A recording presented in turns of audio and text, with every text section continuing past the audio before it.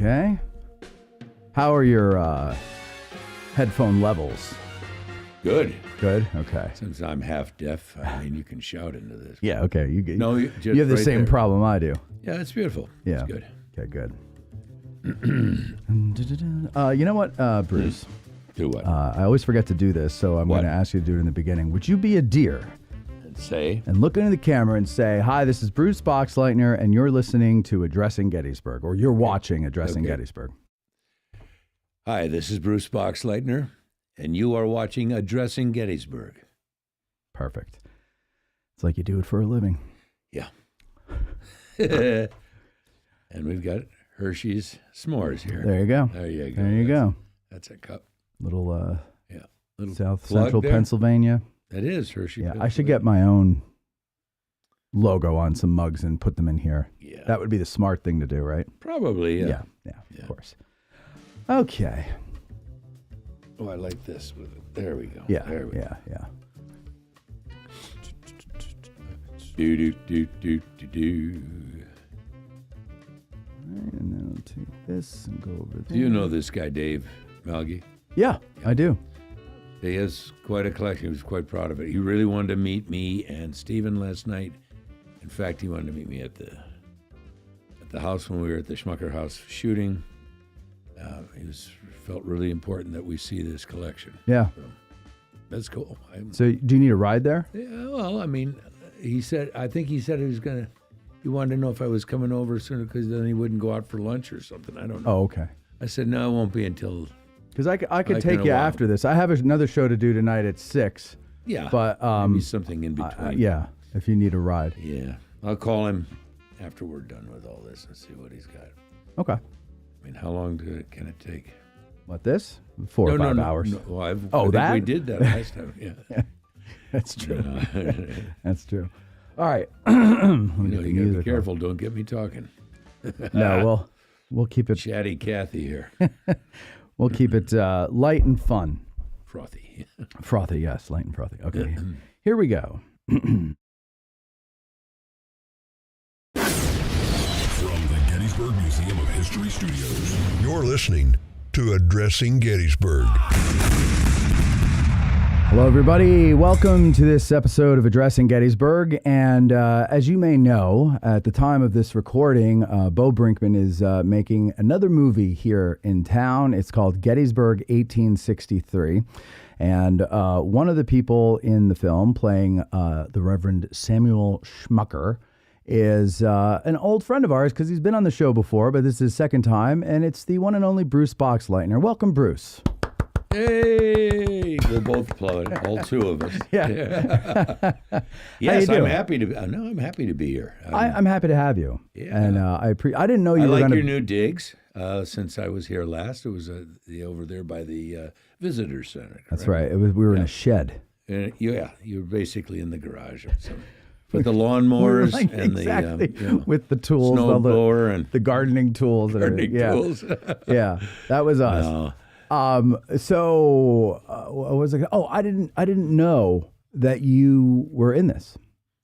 You told me that when I saw yeah. you the other day. Well, and then we were last Friday. I was an extra in the final scene of the film. The very last scene, yeah. And we're all waiting in the like multi-purpose area of this church. You know, it's dinner time, and the cast and crew start to arrive, and I hear this voice that's familiar to me, and I look around, but you were in costume, and you had these big mutton chop sideburns and Yes. everything like that. And for a second, and you didn't have your glasses, and so for a second, I had to like look twice. Then I realized it was you. And I was elated. I don't know if you recall. I jumped up, I yelled your name, and I know. gave you a hug. You almost jumped into my arms, and that would have been embarrassing when we hit the floor. 'Cause- You would have had a broken back. yes, that's true. It would have been a different portrayal of the Reverend Schmucker, though. Yes, yes. Sort of bent over. Yeah. I mean, and I love that night. I mean, that was fun. We had well, it was a challenge for me. This is always the way it is in filmmaking. You end up doing the end first. Mm-hmm. You know, so as an actor, in your mind, you have to, where is my character now? Okay, where we've got a whole hour and something more before this. Yeah. There's always a through line. it comes to me natural now, but when I was a young actor, I had to really conscious go, okay, I've been through this, this, and this, so how would I be in this at the very end? So in other words, you're not just playing the scene on the page, you're playing the scene in context of the whole story. Yes, because you never shoot in order. In order. Very, very, I have, right. And it's kind of exciting, but... Is that preferable to you? Shooting in order? Actually, I'm used to it, whatever it is. It is, yes, you are concentrating on the scene, but you have to always in the back of your mind remember, okay, where we started in this story. And that's why I even walked around kind of directing a little bit, saying some things, I wanted everybody there to remember these people, this is only the first Christmas since the battle.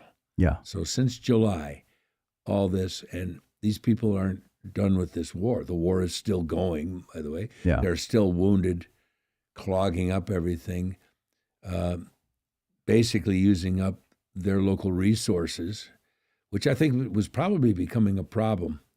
If I read and interpreted it about Reverend Schmucker, who was quite a doer and shaker here in Gettysburg. I mean, seminary, and didn't he create the college too? I mean, I think he was instrumental in getting the Gettysburg College going. I know the Gettysburg College started as a Lutheran school. Well, it would have been, but he was the head Lutheran here. I guess it would. So. I don't know. I know somebody in the audience watching now. He would know. 6 questions, Lentz. I'll look and see what his answer is in the comments. But seriously, anyway, despite that, I did as much as I could. I'd only known about this probably 3 weeks. Oh, really? At the max, yes. Okay, well, that's why I didn't know. I would have loved for my own hair to have been a little bit longer. I could have gone without a haircut. I just had a haircut when I get a call from my agent that Bo is interested. And when I look at this, and I said, yes, absolutely. Look, any opportunity to come back here. I love this place. Yeah. I think I've said that. And so to work here again was wonderful. It was a great experience the last time on Gettysburg Christmas. So here in my resume now, the last few things have got, I've got Gettysburg in the title. Yeah.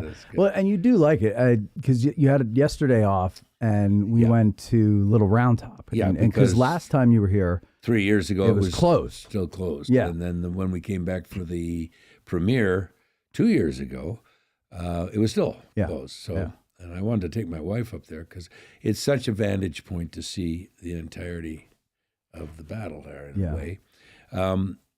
Also, but doing this movie, it was the story. It's always the story. And I think Bo really wrote a nice, I'm not afraid of being sentimental. There's some sentimentality to it. John Ford said, never be afraid to be sentimental, even if to some people it might be mawkish or over the top.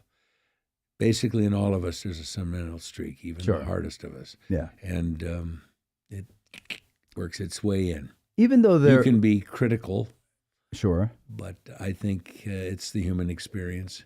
Why wouldn't we? So I think there you were in the front pew as a Union sergeant. That's right. And to say, remember what we've all been through. You're going to help me in this. We've all been through which was good that you did that, because we didn't get that from anybody else. Like nobody knew going. Actually, when we got were we in the war? Yeah. What? How are we feeling or anything? Are we just? Are we just bodies? I mean, people desperate. Where did they turn to? They turned to their church. That wonderful old chapel too. That was a beautiful. It's called church. the Rock Chapel. Yeah. How far is it out of town? It's on the It's about maybe I'd say like 8 miles or so north of town. But it goes back to colonial times. Yeah. There was no electricity in it. That was the candle thing. Power there. Yeah, that was so cool. Ladies and gentlemen, the church is like, there's a few of these in the area. It's authentic. And I went scouting with Bo and Chris several months back, and we went and we sat in on a service at one in Maryland. And it was I think it was too small. I think that's why they. Well, this wasn't very big, was it? No, either? but this one was smaller. I don't think you'd be able to get all the equipment in there. Yeah. And but this church was so cool because it was all, except for the artificial lights from the film. Yeah. All candlelight and lanterns. Yes. Which I have recently developed an obsession with oil lamps. Oh, and So I was smelling them all night long. Well, that's because, and I Probably hate got to, a little high by the end, I was telling you.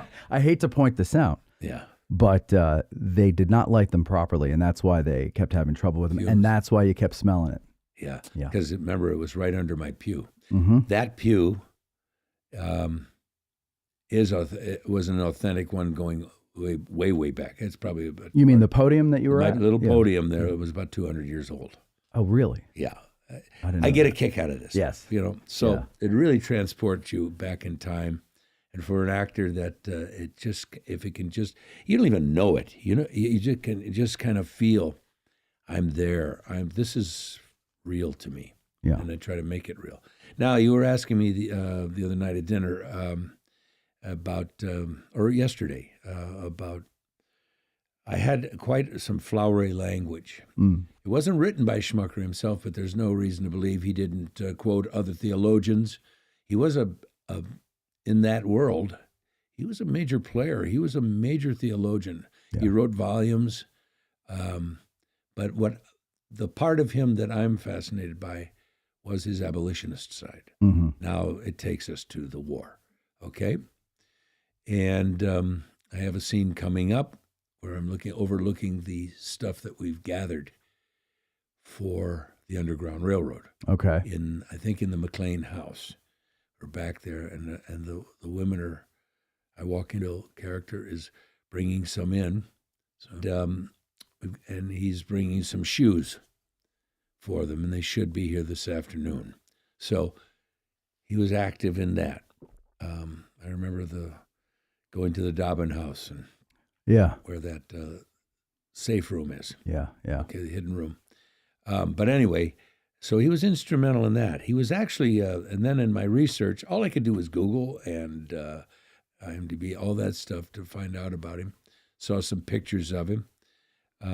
We saw his grave yesterday. We went to see his grave. I thought that was good. And that was funny because we were... yes, and Bo brought this up at the meeting at the history thing last night. Uh-huh. He's going, Mary Steenburgen is buried there. Does Ted Danson know? Her husband.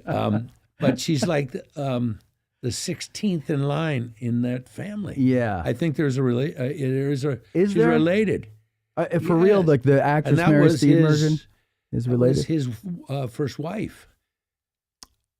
Schmuckers. Schmuckers, yes. Okay, because we were trying to figure out who she was. Yeah, remember that the gravestones are very worn there. Yeah. It was kind of hard to see. Yeah. that And she detail. died in 1845, I think it said. Yeah. Yeah. And then I So think she he was gone by the remarried time of the again. battle. Yeah.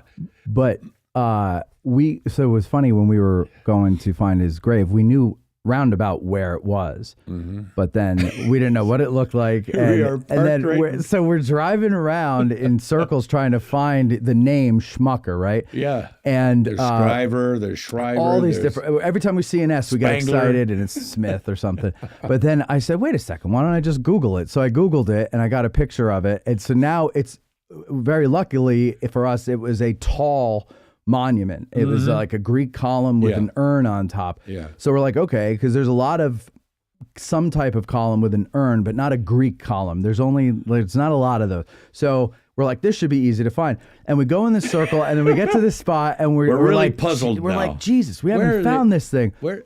And then we look up, and it's right in front of us. Right in front of us. And we passed If it you had like have pulled twice. too much forward, we were running right into it. Yeah, Oh my gosh. we're making it like it's some big complicated thing. It's right behind Jenny Wade's grave. If you But want to go I find it. thought he was a man of stature in the community, and certainly that is a monument. My gosh, Yeah.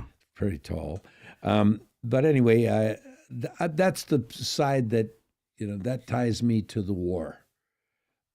His abolitionist side. I read he wasn't fervent about it right away. He kind of came along with it Okay. as events unfolded.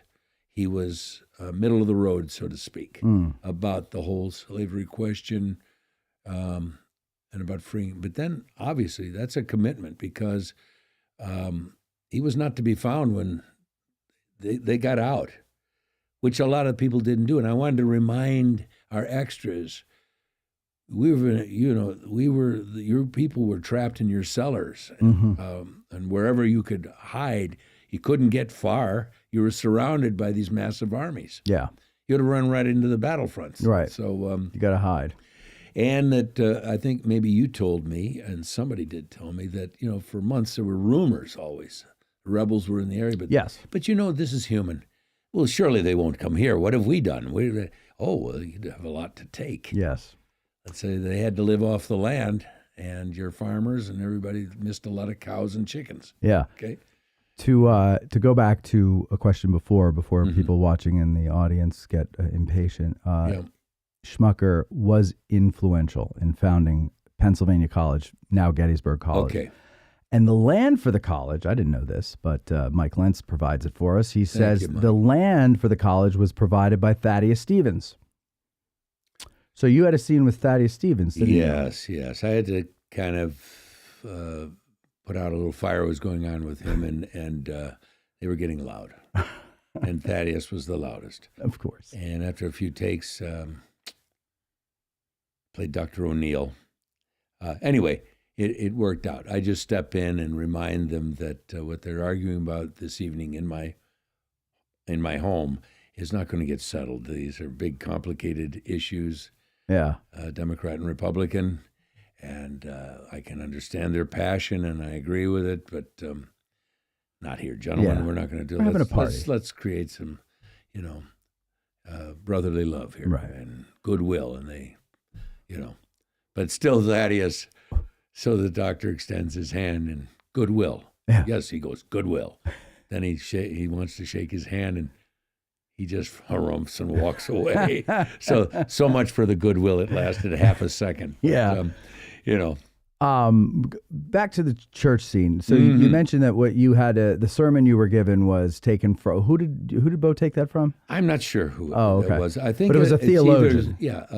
Of the time, and it makes sense that Bo searched, he told me he searched for something Christmas oriented. Okay.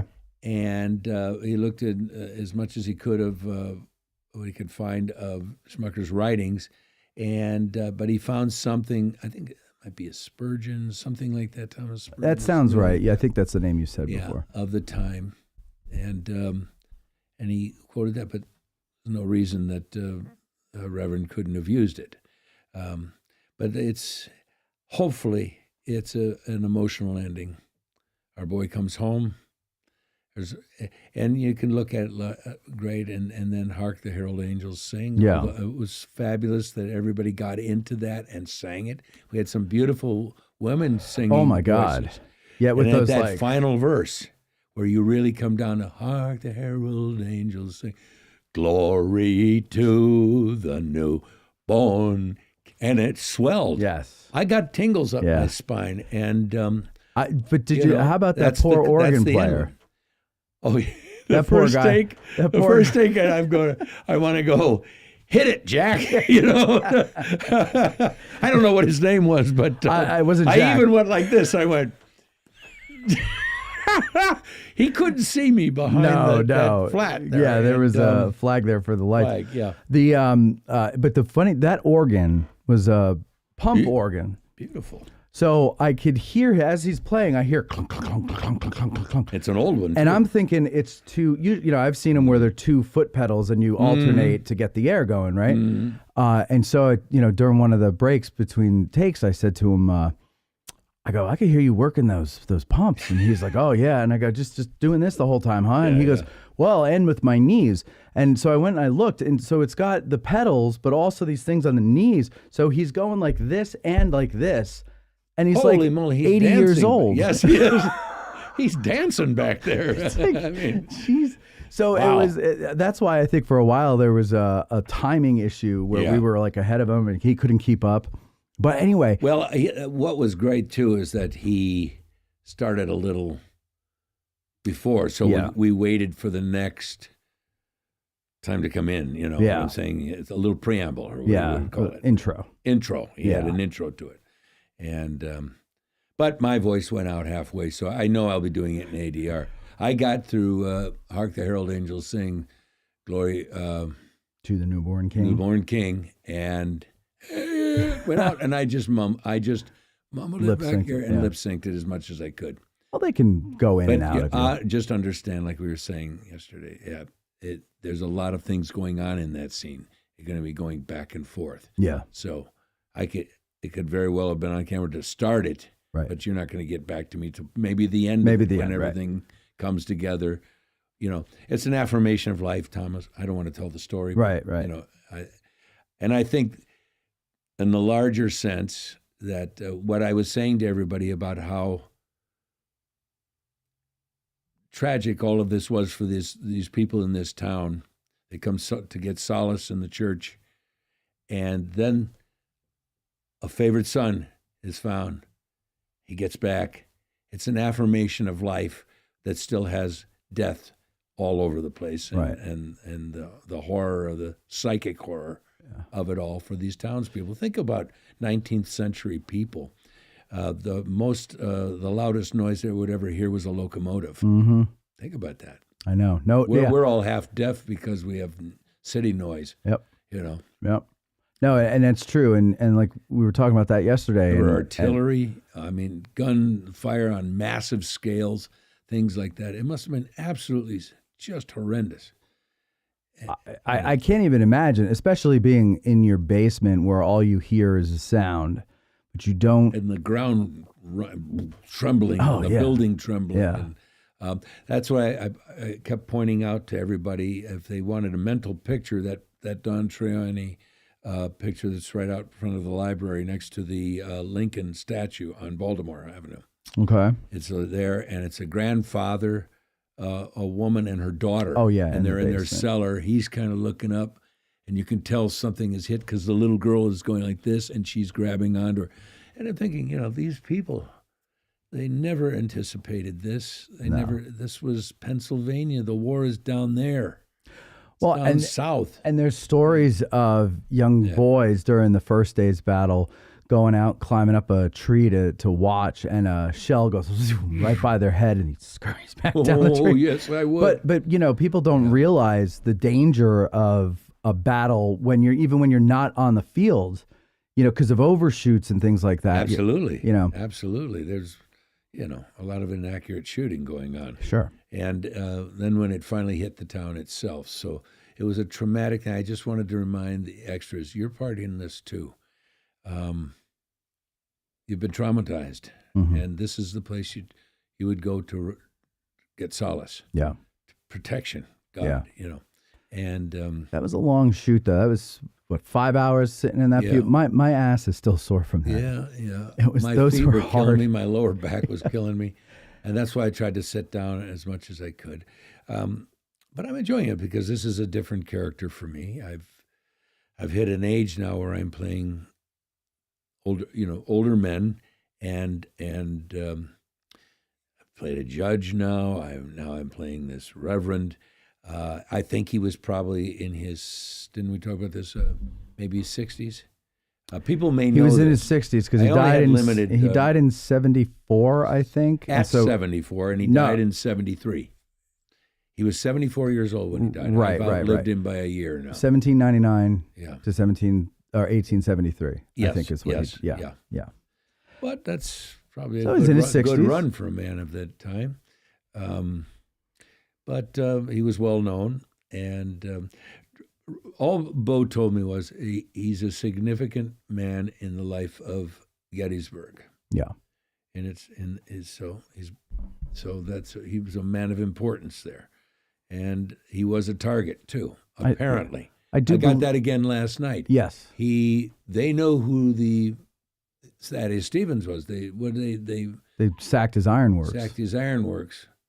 It wasn't just willy-nilly to just sack an ironworks. No. They knew specifically who it was. Yeah. He was a loud abolitionist, and they were outspoken. Yeah. And so was Schmucker. So, I believe they ransacked his house, right? Well, I even say that in the speech. I say that thank you all for being here this evening. My home, as many of yours, like so many, was ransacked and almost destroyed. and we've recovered from recently recovered from the damage and moved back in, tried to find some normality again. And that's what the whole thing is. How does this town find normality after what's been going on? Mm-hmm. And from what I understood, even when Lincoln had here, I mean, we were still bearing, sometimes there was still the stench of the dead, rotting flesh. Yeah. And they were still burying soldiers. Yep. In November, Yep. he came, right? Right.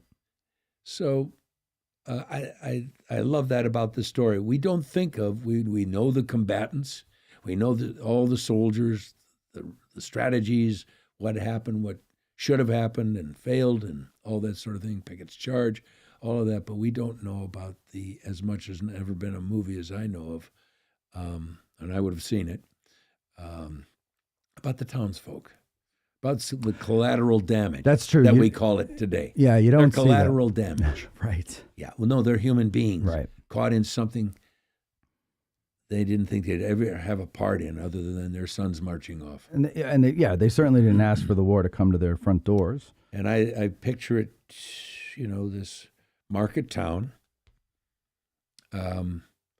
caught between two massive armies, searching each other out. And where do they collect? Later this year, you'll start filming the third season for a show called Blue Ridge that you're in. That's correct. And tell us about that. It's on INSP, and it's also playing currently, streaming on Peacock right now. I was just my role has grown. Yeah. Who do you play? I play a guy named Oak Miller. Oak Miller. Very different guy. Is he like an old codger type or? Not an old codger, actually. He's kind of, there's a dangerous side to him, as they found out in the first episode when we met him. But he was a local hero. He had been a rodeo cowboy as a young man. He came out of the mountains here. He traveled the rodeo circuit, but he rode this one bull that no one could ride. And in the little town museum of Blue Ridge, there's the big newspaper article. The bull no one could ride, and he did. He did a full 8 seconds on him that no one had ever done. That was his claim to fame. Okay. He's back home here. He has a horse farm, and he was raising his granddaughter. So I just made up a story in my own mind. Nobody ever told me what happened to her parents. But I believe I've written that they were killed in a car wreck, and so I've taken it over and raised my granddaughter. And that seems like a very quiet character. We shoot it out in North Carolina, and out of Charlotte, and that's where the studios are, INSP. If you might be familiar with it, they run Gunsmoke like 24/7. Yeah. And old Western movies. There's like Get TV, Grit TV, INSP, the Old West in the movies, and period pictures like even this could qualify for it. I think they played Gettysburg. It's not exactly Western, but it is a big Americana piece. 19th century. Yeah, 19th century. Yeah. And let's face it, the Old West, the Civil War, very much caused westward expansion. Yes. And also affected every major character that we know of. Yeah. In the Old West. Every legend of the Old West has some ties to the war. Jesse James. The James boys, they were just continuing the war. Yes. That's right. Let's face it. That's right. They were bushwhackers from Missouri. You say you kind of made up a story as to why he's raising the kids. Yeah. Is that helpful to do, even though that's not, the writers didn't even give you that, that's never a part of it? It's never mentioned. Yeah. Does that help you in some way? Yeah, I think Stephen Lang, if you would agree, you kind of do, what's my motivation for doing this? Because what happens is, I don't want to spoil anything for the audience. This was in the first episode I was in first season. And there's some ruffians, some punks that think they're out. They steal somebody's horses. My neighbors, in fact. And now remember, this isn't out west. This is here in the Blue Ridge Mountains. And it's modern day. And it's modern day, right. Yes. Jonathan Shake plays. He may may recognize him. It was from several things, but the Tom Hanks movie years ago about this one-hit wonders rock band, that thing you do. That Thing You Do. And he was the petulant band leader that made the mistake of trying to stick to it instead of going along with everybody else. Yeah. And he was very good at it, but he has transformed himself into Mabel? Yeah, that- no. no. He has taken over. He's the Not Mabel. the sheriff that heads up the police department there, the Blue Ridge Police Department. Okay. And once again, you have sort of a fish out of water. It's a good show. It's in line with the sort of rural crime stories now. We were talking about the other night. I said when I grew up, crime as portrayed on television was always a city thing. Yes. It was the naked city. Even to Beretta and all these TV shows, it was always in the big cities crime. Mm-hmm. And I think since that wacky movie the Coen brothers did called Fargo, now it's crime in the countryside. Yeah. That I find to be more interesting, to be It honest. actually is. Yeah. What are those Because hayseeds really doing out there? They're Right. murdering each other. Right. And But city crime is too in your face, right? And so it's like there's nothing interesting or exciting about a detective story that takes place in a big city because okay, you deal with this every week. In the motives sleepy little towns across the country where everybody what's the dark waves side? to you. Yeah. Right. And then and now you got to figure out who done it. And it could only be a handful of people. Yes. Or a menacing outside presence coming in. Which I always like those. Yes, Yeah. that's true. What was that show Tom Selleck, or it wasn't a show, it was a series of movies Tom Selleck did. The Jesse Jesse Stone Mysteries, and I believe that was I liked the those. crime writer, Robert Parker. Yeah, but that's Robert when B. Parker. that's when I He learned did that Spencer as well, the Spencer Spencer for Hire, novels. like that. Yeah. That's Bobby when I Euro. learned that I was getting old because I enjoyed the Tom Selleck detective shows. Let's just say they're probably like CBS shows. I wouldn't say you were getting old; you were maturing. Oh, is that okay? Thank you. We had more mature tastes. Well, that's true. I like a story that breathes.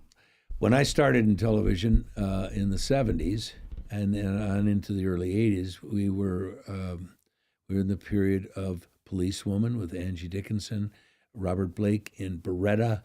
We had what was it? The crime-solving not Undertaker. What do you call them? Who the guys that come in or called in when a body Like a crime, coroner? the coroner. Yeah. That was Quincy or Quincy, something like yeah. that. Quincy MD. We had all of those, but he was a coroner. Yeah. He was always but he would solve the crime too and then we wound up all the way up to CSI, and then all those type of things. And we had the military police of NCIS. Yeah. I did 2 of those, but anyway. So that's the Blue Ridge. I just want to tell your audience it's a clean show. There are no F-bombs. There are not any. There's a wonderful underplaying story of 2 people that are divorced but still love each other very, very much. That's and rare. He's always in a clumsy way trying to, endear himself to his ex-wife and Sarah Lancaster, and it's marvelous the underplaying that they do in that. But and the kids and everybody, but all the Denzians of this small mountain town, and even some of I think this season it's not blatant, but there's some bad guys up in the hills doing some things, drug-wise, meth lab type stuff. Sure. Got to get a little it's Breaking Bad in there. Yeah, you got to get a little Breaking Bad in there because I'm sure it's there. But also, because of the hurricane and the damage that was done, we can't drive up there, so we have to do it the old-fashioned way. Ah, that makes it turns fun. into a little bit of a cowboy movie. I like that. Okay, cool. Because only one guy can get up there. And we have wonderful character actor, Tom Proctor. He plays sort of the father of a clan of ugly-looking sons. And but he's kind of on the good guy's side this time. Yeah. There's a line criminals even have, or a criminal empire, or moonshining, and he's got all this, whatever's nefarious going on in Blue Ridge or its environs, he's got a piece of it going. Yeah. How long But have you? this time he's going, when you're poisoning the kids, you've gone too far. Yeah, that's the so line. Proctor and Sheriff John Wise and Oak Miller. I'm proud of this episode. I hope it comes off good. And it's we go back to the old-fashioned law, bringing the law to them. Yeah. Well, that's what we got to do in the mountains. That's right. Those roads are knocked out. Right. The damage that was done. And get the horses in the Winchesters and let's go. Basically, that's it. Yeah. We got to go up and take them. So it's 2 seasons that are out. Second season is about to come out. So be looking for that, I would say, if you're interested in the show. But it's good television. It's television we did. INSP, they're really a very decent people. Mm-hmm. But I think this is just me. This is my opinion. I'm not quoting anybody from there. But for me, it is pushback to what some of the terrible stuff that's coming out of Hollywood today. Yeah. Such gratuitous violence, such gratuitous sex. Now, I know I'm an older man now, and maybe I'm getting old or mature. Right. But I think I've, even in my conversations around town here with people, it's remarkable how some of that comes up because some of us, I no longer live in Hollywood, in fact. I've left California. Mm-hmm. So I hear it a lot. And I have to agree with, we're forgetting how to, it's about entertainment, not preaching from a pulpit either. Right. Of your beliefs or whatever. Your beliefs, and especially because all things are political nowadays. So, but wasn't it always kind of preachy? Yes, it was to a degree, but I think now it's worked. Listen, no matter what, Hollywood, there was message pictures, but you knew it. Yeah. But that wasn't the majority of it. It was entertainment. Take me somewhere. Television especially didn't get into this a lot because it went into people's living rooms. Yes. You have to get up and go to a movie theater. If you don't have some knowledge of what the movie's going to be and who the stars are, remember, it's still movies were still more star-driven than ever. You would go see. I still claim today that no matter what people think of him, and I'm of the opinion I don't really care what your politics, what your faith, if you have any of that stuff is. It's what you give me an audience. Humphrey Bogart once said, an actor doesn't owe the audience anything but a good performance. Right. So, you know what you can do with your curiosity about my life? I mean, I'm just a person too. Yeah. So, you know what I'm saying? Yes, yes. But Hollywood had stricter bylaws, actually, of what was, and sometimes it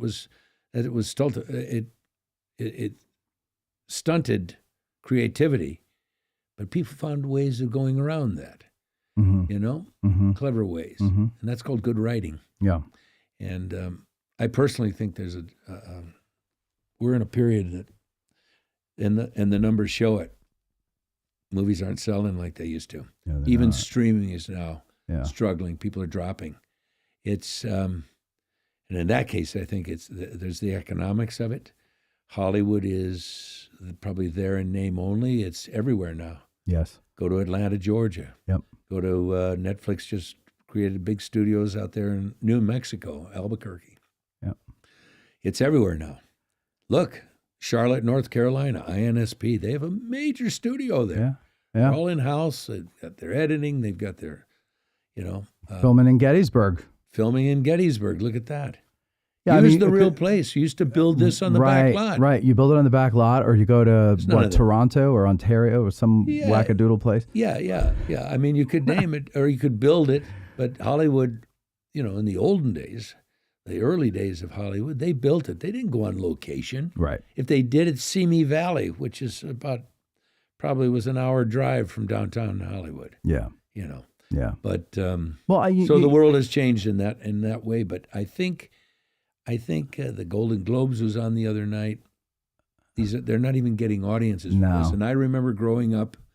Maybe that's part of the it was a big event. The family all gathered around to watch the Academy Awards. Yeah. Their ratings are so poor. Well, I think a big difference between then and now is there's several differences. But one is There's many reasons for this. You had real stars back then. Yes, sir. And they weren't accessible to the public. They didn't have Instagram. They didn't have any social media. Exactly. So what their image was it was curated and it was protected by the studios. Protected is a good word there. Yes, they were. And so these people were impeccable in the eyes of the public, and you only got to see them not in their movie roles this one time a year all together. Yes, and they were dressed up. Yeah. The men were in tuxedos, the women, that's where we started this whole thing. Right. Who are you wearing? Right. And all that stuff. Right. I see the Golden Globes the other night, and an actor rushes up to show his virtue signaling pin that's on the collar of his thing. I'm going, really? They didn't even ask him to come over. He ran over to the mic and forced it on them. Oh, really? Yeah. No, I don't want to get into it. But yeah. you know, that's his choice too. I mean, that's fine. I know, but so we But all have really, the right to do The this. glamour with of right to old that. Hollywood. But like, pick your hill to Yeah. die on. You know, like Right. just don't. And that's Everyone's dying on these hills. But I think that is one of the reasons why people don't watch it. Also because there's too many options now, and so Yes. that's not the only major TV event. Yeah. But also, like with streaming, you mentioned streaming and how people are unsubscribing to Netflix and things. That's what I'm seeing. Yeah, Statistics. and I've seen that too. And I realized in my own use of them, I'm watching old stuff. Isn't that funny? And I'm constantly rewatching old stuff because there's nothing new. I'm exaggerating when I say nothing. Yeah, I mean, we're generalizing. Yeah. I mean, There it's are not. few There are some new good things, but they're not rewatchable for me. You know what I liked actually? It was a show called it was either The Resident or The Residence. It was about a murder in the White House. Yes. And In the Residence, I think. The Resident. Okay, it's a comedy, murder mystery. Several episodes. I loved it. I thought it was great. I've watched that a few times because it's like, I don't know. I love those things where you take this very well-known thing like the White House. Yes. And now there's a murder Behind mystery the in the scenes. White House. There's really something really cool about it. And It's it's like done the with good palace humor. intrigue of Yes. other older, what's But- gone on in the castle. So Yeah, but as far as movies go and TV shows, I'm re-binging things that are at least 20 years old, 15 years old. I understand that. Yeah. Let me just, from my own experience, I'm still known for things 40 years ago. Yeah. That scares me. But I just last week? How long have I been here? I've been here a few days now, 4 days. January 16th? No. When was that? That was When? I've lost this last January 16th, 50 years ago. The pilot that was my first big break of How the West Was Won was called The McCahans. It was starring James Arness, Eva Marie Saint, Richard Kiley, and a cast of all these familiar great faces that were still in the primes of their, or some way twilights of their careers, all the great characters. Yeah. Big Jim, it was his stepping out from the role of Marshal Matt Dillon of Gunsmoke. And here he was dressed, all 6'8" of him, in buckskins and big Romano mustache, shoulder-length hair, and a big old musket, and a big old 1840, the Colt Dragoon stuck in his belt, and a Bowie knife. Yeah. And he loved it because he got to be the man of his age instead of, He returned to Matt Dillon later on CBS for 5 Gunsmoke movies, in which I did the very last one with him. Yeah. Which was our. Was that early 80s? That was 93. Oh, 93. Yeah, it was the last Oh, one. I thought he died. CBS did. No, he died When did he die? about 5-6 years later. In the 90s. Yeah, in the 90s. Yeah, okay. Or early 2000s. No, I think it has to be early 2000s because I was, you could look up Jim's. That's what I'm doing. Because I was called. I had a very wonderful relationship with him because he actually was responsible for picking me out of a number of screen tests at MGM to play his nephew on this pilot of How the West Was Won. But when I say 50 years, Yeah. oh my gosh. So I've been doing this about 54 years or 5 years. I was going to ask you how long your career has been. So you were just starting. I was in theater, but I was just starting. I was 25 already. Okay. 24, 25. And so I had been already at being a professional actor for about three and a half years before that.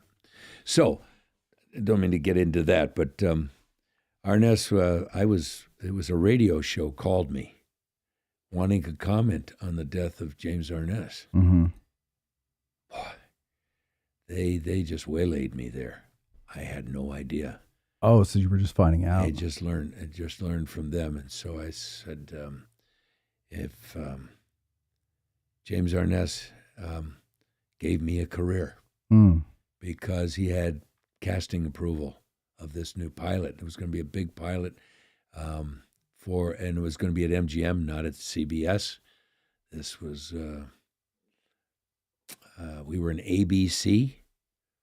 So he was jumping networks. I mean, you didn't do that in those days. Right. He had been Mr. CBS all this time, 20 years of Gunsmoke. That was unheard of, a show that long. So anyway, when he was at MGM, he saw a number of screen tests that a few of us had done. In fact, they had to have me back. They didn't like the lighting in the scene when they looked at it in post, and so they had me. I did another scene. So I had 2 screen tests, and ABC was pushing and if you don't believe me, you can go to a History of the Television Academy interviews with James Arness, and you can hear this story. Okay. He also talks about casting a young Burt Reynolds in Gunsmoke years ago. Burt did a few seasons on Gunsmoke. But that's it. If he hadn't picked me for that, no, he liked what he saw. He said, no, I like this kid. I like this kid in this third one or whatever it was. And the executive was going, yeah, he's good. Yeah, but we really want this number one guy. We're trying to bring him. He's big in the soaps, and we want to bring him to prime time. And nope. No, I like this kid here. Oh, good. He stuck with me. Good. It was just something. I was tall. Yeah. The other guy wasn't so tall. But he didn't want to be looking at the top of somebody's head. The other guy was Danny DeVito. Yeah, that'd have been an interesting take on that one. You're my nephew. What was my brother Tim up to? But very good. But so that, and then that was my biggest break, and that started me on a television career there. So, we were talking last evening at the coffee house, and we were talking about careers in Hollywood, and you just mentioned you've had 54 years. You said, right? Well, when I started in the theater, I was young. I debuted on Broadway. I turned 21 on Broadway. So you were making a living since you were 21. Yeah. I got out of drama school, and I lucked into understudy role to a guy that was later, just a couple weeks later, fired. They had already, and I took that show to Washington, D.C.'s Arena Stage. It left Chicago, where I started, and then eventually we came back there, and then, but I had done summer stock and everything too, and summer stock is what convinced me after that play had ended on Broadway. We didn't have a long run. Came from Chicago. New York never liked anything that came from Chicago, and except Second City, I think. But anyway, that's what took me, and it was doing summer stock. I ended up going through south here and from Ohio down to Atlanta, where we finished. But the company that was doing it, they had a lot of Hollywood people, television. And they kept saying, do you ever think that maybe New York isn't right for you? Maybe there, because you really, I still believe this, and I have a young son there, my youngest son, but he can sing, he can dance, and he can act. Okay, you got to be kind of a triple threat guy. I was not a big dancer. Okay, even though I had to take that in drama school, but we weren't. I was a bit heavy-footed there. I couldn't. Yeah. Anyway, it just wasn't happening. Right. But I took that to heart when I got back to New York City from doing that. Well, somebody I in the looked for an opportunity to get to the West Coast. someone in the audience says you also did some incredible voice work in the video game Spec Ops: The Yeah. Line. I do that too. Recognize that voice the moment I played it, he said. Yeah. I also have a book. I want to plug a book that I have out on audio book, a wonderful, it's a Western. And he's probably, his name is Mark Lee Gardner, and it's called Brothers of the Gun. And it's the story, what you thought you knew about Wyatt Earp and a gambler named Doc Holliday, and who probably became the most famous legends. There's quite a few others in there too, of the latter part of the Old West. And but Mark Lee Gardner, I think, is probably one of the best writers in Western and frontier history selling today. If you go in Barnes and Noble, every one of his books are selling, and it's a market that really doesn't sell much anymore. History, unfortunately, isn't as big, but Western history is a small niche at your Barnes and Nobles, bookstores. It's not. I mean, we still got old, dog-eared Louis L'Amour books, and never was a big fan of Louis. I never was. I never got. He didn't have the detail. No, he was. Who wrote? He didn't know a Remington from a Henry rifle. Right. I mean, he just didn't know. He's not the one who did didn't Hondo, care. is he? He did Hondo. Oh, he did do Hondo. No, he did some good stories. Yeah. I don't want to get bashed. I'm going to have all these old. All the Louis L'Amour you people. know who that are going to come after me now. I met Beau L'Amour. I've met. Well, it's I okay. think I to met say- Louis. You're way not back. saying he sucked. You're just saying No. you're not a fan. I like history that gives me a little more in-depth detail. Yeah. This is what Mark Lee Gardner not only is a very good writer, but he really knows he's a deep dive historian. But Louis L'Amour was a novelist, though, wasn't he? He was a pulp novelist. He Yeah. also did what y'all had to do. And in those days in the pulps, they had to write, they had to know every genre.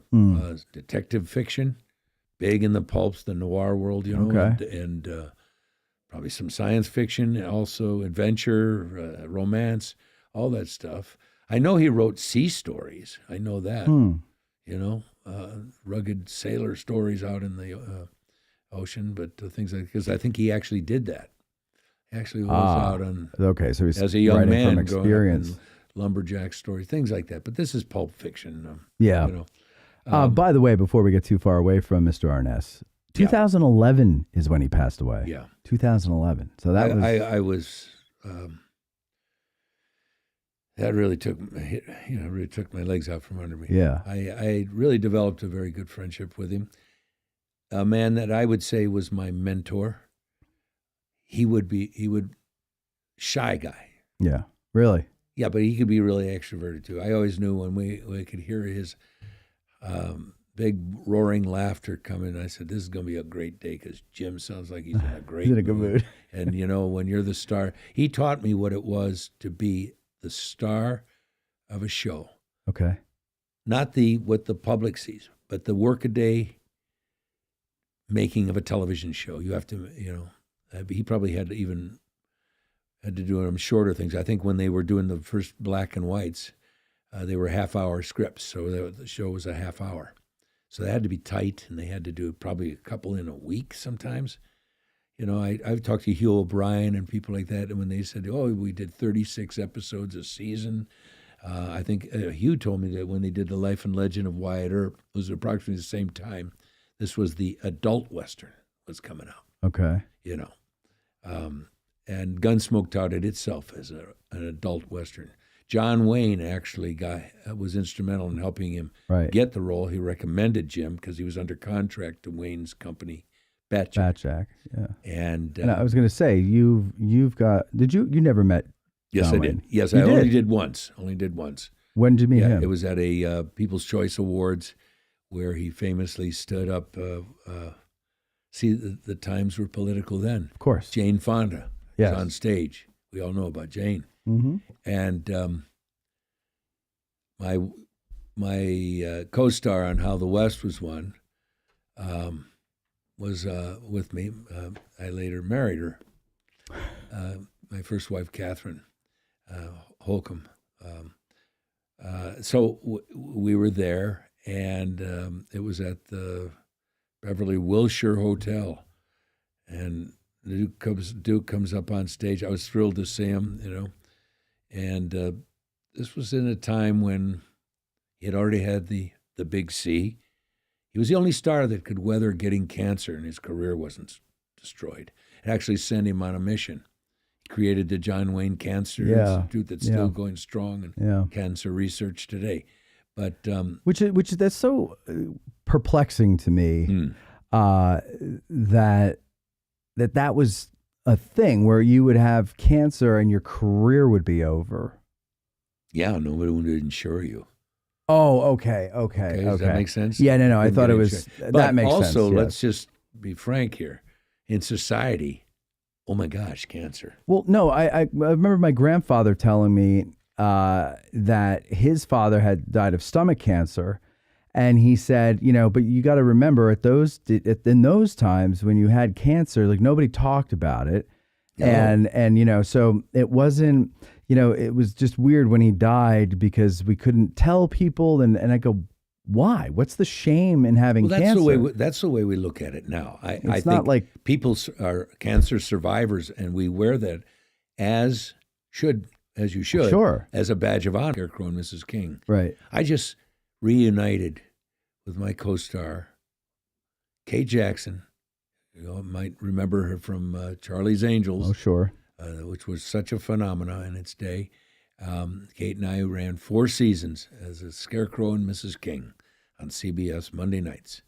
And Katie was diagnosed, and starting in our 4th season would have been 1987. And we were still going strong. We were enough in the ratings still after 4 seasons that we were 8 o'clock television, too, by the way, family-friendly hour, all those things. And that was probably my biggest thing across the board. Yeah. It really. Well, Babylon 5 was pretty big. Yeah, but that's a niche sci-fi. Yeah, but it's a big niche. It was, but it wasn't on network television. It was, okay. We were the UPN. We were the, no, it was. I mean, but that was a 90s thing. We're talking 80s. And I think,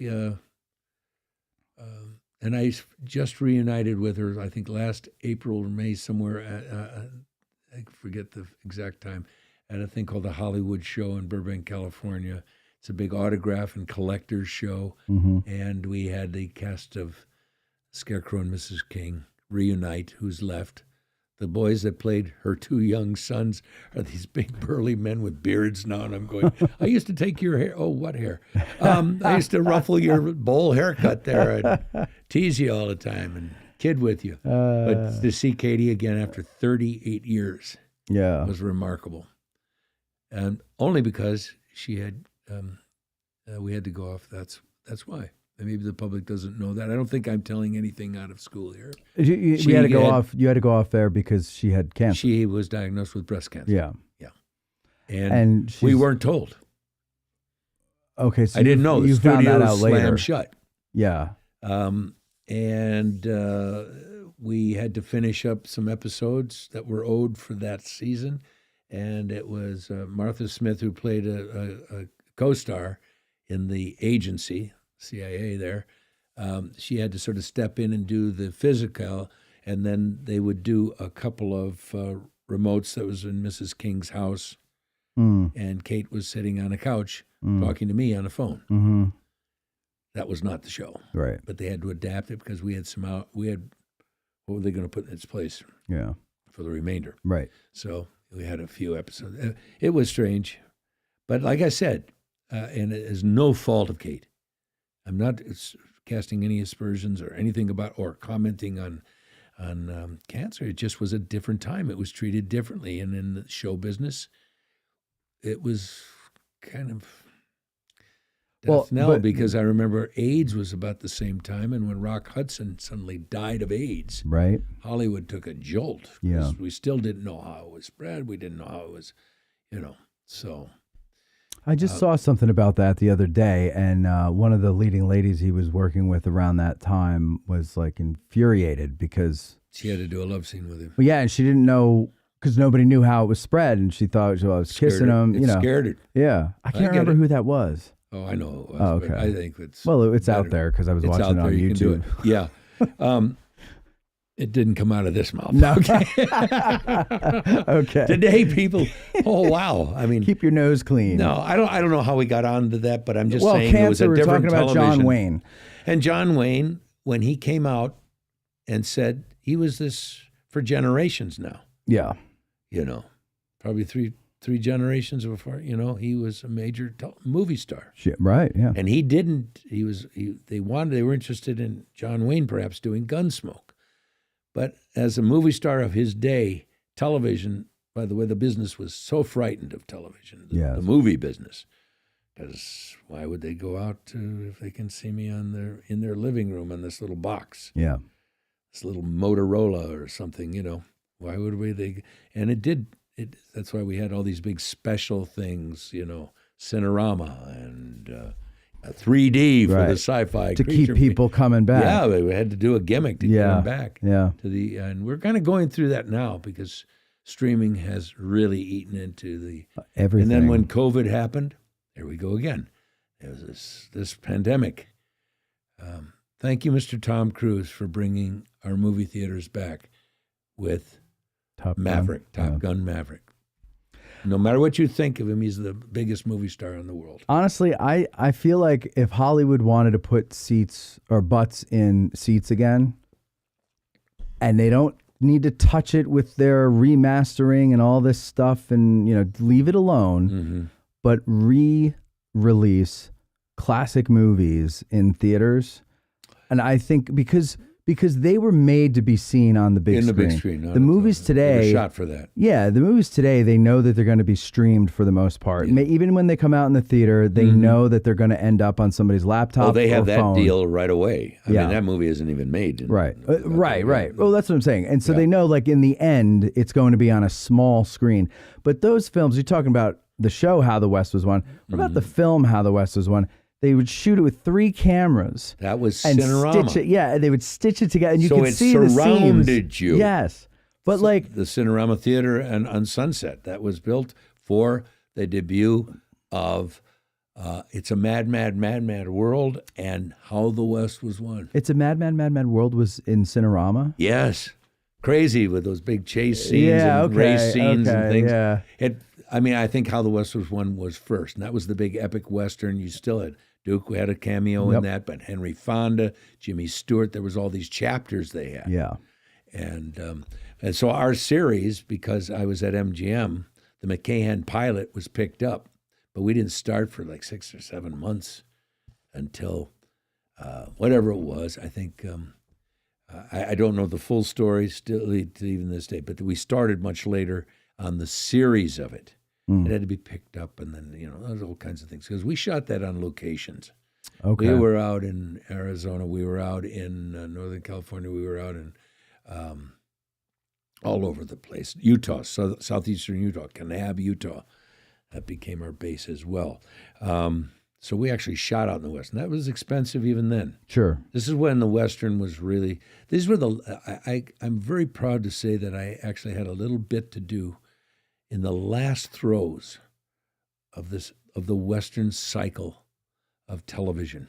The original. The original cycle was winding down by the 70s. Yeah. And that's why we followed the miniseries Roots, which was a huge television phenomena. Right. And every commercial break, there was an ad, a trailer for How the West, for the McCahans. Okay. Next week, blah, blah, blah. So that helps. James Arness. And he he was a household name. Everyone knew him. So, and he looked different. And man, this looks cool. And had the Civil War sequences going off. We did the Battle of Shiloh there and all kinds of stuff. So it was kind of fun. The Shiloh was the scene that the Duke was in, I believe. Yes, he So, was with Harry Morgan playing U.S. Grant. That's right. So, yep. All right, I have a question. You met John Wayne. You shook his hand. I'll tell you, I've finished that. Finish it. I just want to tell the great line from Wayne, though. He gets up on stage and he looks over at Jane Fonda and goes, I never thought I'd be so far to the left of you. The audience, he broke the ice. Yeah. With that little thing. Self-deprecating in a way, too. Yep. Duke Wayne on the left. Yeah, that's good. Because they were both. What did she do? Spit in his face? No, she laughed. Okay. Because she sat on his lap when she was a little girl. Henry him. Fonda and him were great friends. Nope. Yeah. And here's the difference, and I'll only get into this once. That generation could argue their tails off about politics. They were left, right then. Yeah, sure. But they worked together and they were good friends. Kirk Douglas admitted he wept at John Wayne's grave. Yeah. He did 3 at his funeral. He did 3 films and knew the man. And they would have these knockdown political arguments, but they were friends. They put it away. They didn't let anything. And now it's, I can't talk to you anymore, man. Right. It's silly now. It is. That generation, we should learn a lesson from. We're all Americans and everybody, and even with the McCarthy era, all that stuff, we got back together again. Yes. We come apart and we come back together again. And I was taught that by those gentlemen. I also did a Hallmark Hall of Fame playing Kirk Douglas's son. And I got to work with him up in Nova Scotia on a beautiful little piece called The Secret. Okay. And I was thrilled that they were consummate actors. That generation. Yeah. Yes. They could kid around, but he could have just sat back and been Kirk Douglas. He didn't. Right. He wanted to rehearse. He wanted to work these scenes. He was in the process. Really get to the meat of it. Well, okay. So now you So can. John Wayne. Yeah, John Wayne. You can. We all leave, and we're going to go to the get our cars to the valet. All the big limos and things are coming up, and in my stupid little car that we're going to go back out to our house in. So, by God, I look, and here comes lumbering down there, followed by all these reporters and the cameras and everything. Is coming John Wayne and his publicist and his team of people, and he has to come, and they right away, everybody gets John Wayne's car. Here comes the limo they have for him and everything. And they stopped, and there's Kitty and I standing there. And I'm this long-haired youth of the era, and I thought, oh, my God, what's this hippie kid doing here? No, he didn't at all. He said, and somebody said, Duke, this is young Bruce Boxleitner, and you are Catherine Holcomb, and they're working with Jim Arness on his newest Western series, How the West Was Won. Oh, well, I knew, and he... No, keep going. That was good. Well, he did that, and he put his arm around my shoulder, and I thought it was like an oak tree had fallen on me. And he said, I knew young Jim got his start. You tell him howdy from me, and I had long hair too when I started out like this, like it's so stylish today. And he did. And I said, yes, sir. I remember you. I've only seen it once, sir, but it was 1929, The Big Trail, directed by Raoul Walsh, and you were the young scout Breck Coleman or something like that. And and he went, whoa, and they're all taking pictures. To this day, Matt, I have searched high and low. I have made find those pictures? To find the picture of me and John Wayne. Really? Let me see if I have any. You can't find it. Really? You can't find it. Let's see. It was the paparazzi that did, and I got close to one. I can get AI to create it. We could create that. Anyway. Well, okay, I have a question. I'll tell you a humor story. Just to continue this. Okay, he said, all right. Well, in my day, it wasn't stylish to wear my hair long like that, but I was playing this frontier scout. And he said, one day some prop guys were kidding me because I started in props over at Fox Studios. He was, and he said, they were kidding me about my hair, something, questioning my gender. And the guy walked over to me, and I said, you laughing at me? He said, yeah, what of it? I knocked him right on his keister. We want John Wayne to do that. You do. So I laughed, and he said, "You tell Jim Arness hi from me." And just because he wanted to tie that in, he could have called Jim himself. Of course, they were best. They were great friends. And I later did a remake of Red River for CBS with Jim. Right. And I was cast first because I had just come off of Scarecrow and Mrs. King, and I was doing the Gambler movies also with Kenny Rogers, same time. Right. And CBS came to me, but there was a number of names for the play the Thomas Dunson role. And I only piped in saying there's only one actor that I could know that who was the John Wayne of television. Mm-hmm. James Arness. Who was mentored by John Wayne, who gave it the first episode. Hello there. Yeah, I'm John Wayne, and and he's introducing a young fella I think you're all gonna like. It's called Gunsmoke. Yeah, and Jim Arness is blah blah blah, and he gave him the go ahead on that. Quite an endorsement. Right? An introduction. He was dressed in his Searchers costume. Yeah. So they shot that where they were doing the Searchers with that adobe wall in back of him. And what year was that, Gunsmoke? 54 on. 54. 75. Wow. It went off, and I did 20 years. Probably, yes. Basically. And I did I did one of the last episodes of Gunsmoke. I didn't even work with him. I worked with Festus, Kenny, and Ken had also done not Cragen. It's my name. Bruce. Yes, Boxleitner. I remember that. Yeah, but anyway, Kenny also did a part on How the West Was Won later on. So at Festus. Oh my God, what a character! So before we move on, because I want to talk about Kenny Rogers, before we move on to him, though, here's a question that you can settle. A great debate that Bo Brinkman and I have had for years. Yeah. John Wayne's hands and feet, were they big or were they small? His feet, he probably, for a man his size, he was probably 6'5". I think it was 4 or 5. Yeah.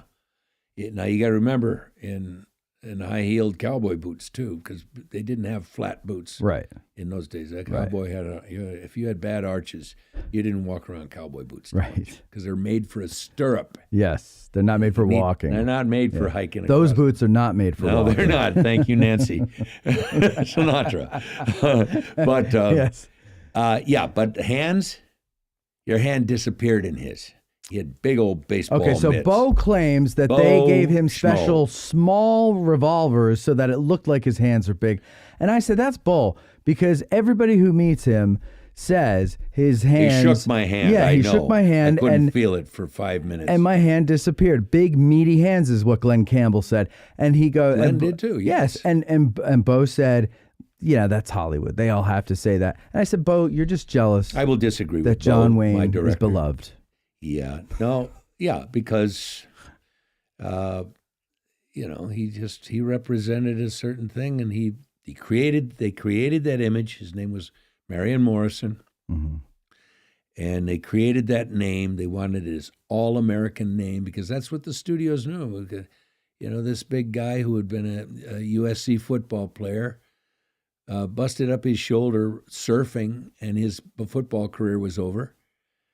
And he wanted to become a lawyer. He had high ambitions, and he was a poor kid from the other side of the tracks, too. He was not moneyed people. Right. And that nickname Duke came from because he used to go by the local firehouse, and he had a dog named Duke. And they would go, there's Big Duke and Little Duke go by. And he was Little Duke. Yeah, right. Yeah. No, the dog did. No. He said, I was Little Duke. Was he Little Duke? Yeah. Why is my agent calling me? This is so Hollywood of me to do this. Right in the middle. Hold on 1 second. Okay. Hold on, I'll mute this. Hi, Dave.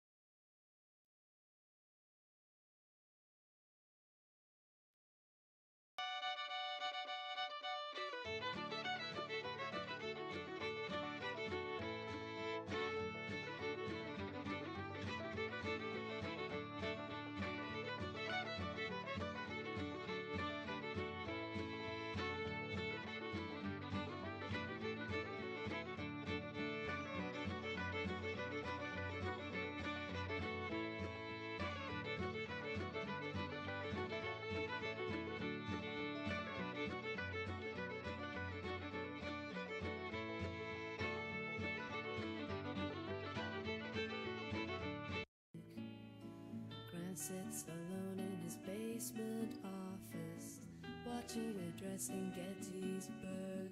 He picks up the phone, hears a dial tone, dials and gets down to his work. When you're dragging ass out of bed, the hair's mussed up on your head. You picture the 20th Maine, and you're happy once again.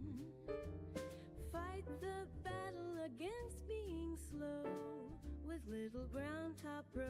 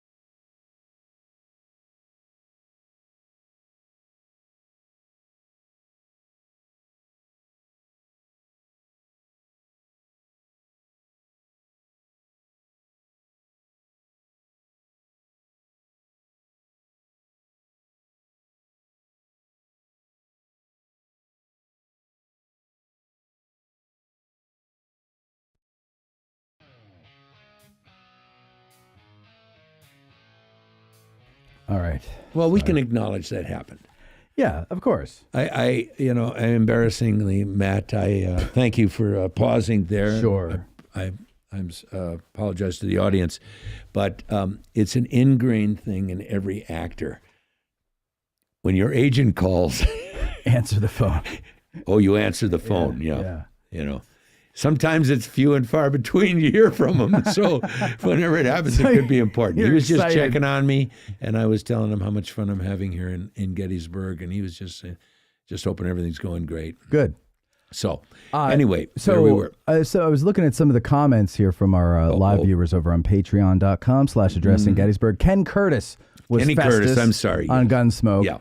And he did an appearance on How the West Was Won. He was a singer in the 40s with the Tommy Dorsey Band. He was in a lot of John Wayne movies. He was in John the Ford, because he was married into the family, Yes. too. Oh, that's right. He married, I think, Ford's daughter. His daughter, I think you're right. It was you're his right. son-in-law. Yeah. And he did that in the Searchers when he's trying to court Lori while Gone again, Yeah, skip to Maloo. And he had that incredible, that West Texas accent. Yeah. When he sang in the Dorsey Band, this is big band music. This isn't cowboy tunes. right. He had the most mellifluous voice. He could sing. Well, even when he sings replaced Skip to My Lou. Sinatra. He replaced Sinatra when Sinatra left with. I didn't know that. Yes. Oh, wow. Yes. Well, he does have a great voice because you could just He tell was part from of the Sons when of he the Pioneers too. Yes, that was the group he was in. I think during the Searchers, isn't that right? Or During prior? that time, and even before and in between. Yeah. I mean, he was an active member of the Sons of the Pioneers, and but he could get urban too. Yeah. And he didn't have an accent, Ken. Not a real one. And so that all of us. That, Oh yeah, I mean he could do that thing, us Huygens, and Festus. Took He himself invented a that squall. character. We all know these great lines, But yeah, and he was a good guy. I was thrilled to be working with Festus. I mean, I didn't get to work with Marshall Dillon and this is episode. I had no idea they were already over at MGM. We were at CBS in San Fernando Valley, and I had also done my first job there. It was a walk-on role in an episode of Mary Tyler Moore Show, and that was all in the same lot. And the thrill about doing that was, I remember during the rehearsing, they did need me for about half an hour, and it was getting near lunch. It was a rehearsal week. They used to rehearse for a week, shoot on Fridays. It was a 3-camera show, Mary Tyler Moore Show. Yeah. That's another thing, too. I used to watch these shows with my family. I got to do Beretta. I got to do, and Gunsmoke. I walked around the lot, and there was this, I forget what soundstage it was, and the doors were open. And it was probably around lunchtime, so everything was happening at the commissary for lunch. And I walked in, and I walked into the main street of Dodge City, all built on a interior soundstage. Oh, interior. We had a big Western town lot back there too. Yeah. That was Hayes City. He was always going to Hayes City with the prisoner. If he wasn't on, he was at Hayes City. But I walked onto the street of Gunsmoke. There it was, full life. Mm. Buildings are way smaller, way down the street, so it gave a perspective of the distance. Yes, of course. And so when they lit it up, they also could have clouds going through the sky. And what would those clouds be? It was something projected. I don't know. Oh, okay. You know what I'm saying? Yeah. I didn't know it was before CGI. So, right. But anyway, there was Matt's office. There was the famous Long Branch Saloon where everything took place, Miss Kitty's place. And dirt in the streets, hitching rails, horses standing there, you know. There was still some road apples sitting there. They'd probably taken the horses to water and feed them on lunch hour. And this was indoors? Indoors on a massive soundstage. That was typical of the television westerns. They had to do much more, you know. Searchers was a big movie. They went out to Monument Valley and lived out there in tent cities and Goulding's Lodge. Yeah. I've been out there. It's pretty amazing. I'd love to go out there someday. It is. Yeah, it's one of those bucket list things. If you're a fan, you need to go there. Yeah. Because that was John Ford's West. After that, other than Sergio Leone, who paid it in an homage to Ford, consciously, he put Once Upon a Time in the West out there. Mm-hmm. They shot for weeks out there. And Ford, after his movies, no filmmaker would touch the place. Well, it was plagiarism. So I forget who it was, if it was Spielberg or one of those guys, but I was watching a thing about John Ford, and it had one of the directors inspired by him talking. And they were talking about Monument Valley, and they said, you don't shoot a Western Monument Valley after John Ford because it's plagiarism. Like, that's John Ford's country. He stamped it. Yeah. And it's true, because then it just looks like you're trying to copy John Ford. Yeah. You know? Because why in the initial opening credits, who's starring, and at the very last frame, it's this beautiful thing of the buttes, the mittens and everything, all that are out there, and it's directed, and then it's directed by John Ford, and you know, this is the voice of God, okay? You know, and it has a slight Maine man Irish, tinge to it. And he shot it so well, and his shots. But The Searchers is one of my favorite movies. Oh God, just entertainment wise, and to study, you know, like how to do it right, and what's the breakfast scene. When there's all this chaos and the camera does not move, there's no cut to a different angle. He didn't believe in moving the camera unless it was absolutely necessary. And he came in on young John Wayne on Stagecoach, and it blurs. Yes. He zooms in the camera. He never did it. You didn't see a zoom on anything else. Nope. But he's introducing the Ringo Kid. John Wayne's starring role, finally, after doing 10, 11 years in these one-reeler Lone Star production westerns, right, one after another. But he learned his stock and trade on that. He's told it. And he zooms in on that. So he zooms in when that door opens. Remember, the door opens in The Searchers. It begins our play. Mm-hmm. The cabin door, and you're in the interior, dark interior, and there's that stark outside, the lighting, and there's Monument Valley out there. Most Europeans thought the entire West looked like that. Yeah, sure. He so epitomized it. I mean, he was out there, I think the Iron Horse but he was introduced to it. There's many stories as to how it was discovered, that he discovered it. John Wayne says he and Ford discovered it. And then Raoul Walsh and several other directors said, "What are you talking about? I was out there in 1926. I didn't get there till 29. I mean, these guys, they argue over the doggonest things. But, it's a heck of a place. I did. I trailered with 4 horses with 2 other guys, a horse trailer, all the way up to Wyoming. We did this big 50-man horseback ride for a week up in did you really? up in the hole-in-the-wall countries. Yeah. I used to belong to this group called the Hole-in-the-Wall Gang. What ranch did you go up It was to? on the KC, Wyoming ranch. KC was famous for a little scuffle they had up there called the Johnson County War. Mm-hmm. And it was a cattle war. Mm-hmm. And it was cattle barons and rustlers. Tom Horn came out of that, all that. What KC Ranch was the name of the ranch? KC Ranch, and it was a ranch, yeah, and it had a town on the ranch.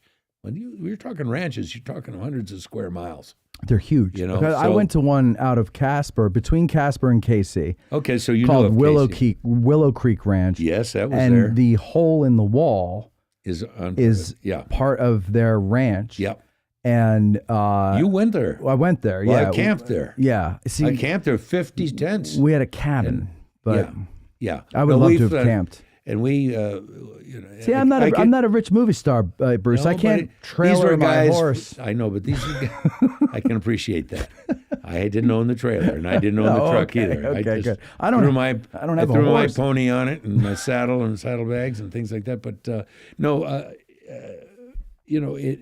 But it was a wonderful experience, and so you really get a sense of when you do it that way. And on our trip back to California, we had to go back to Scottsdale, Arizona, and then the other two of us drove back to California.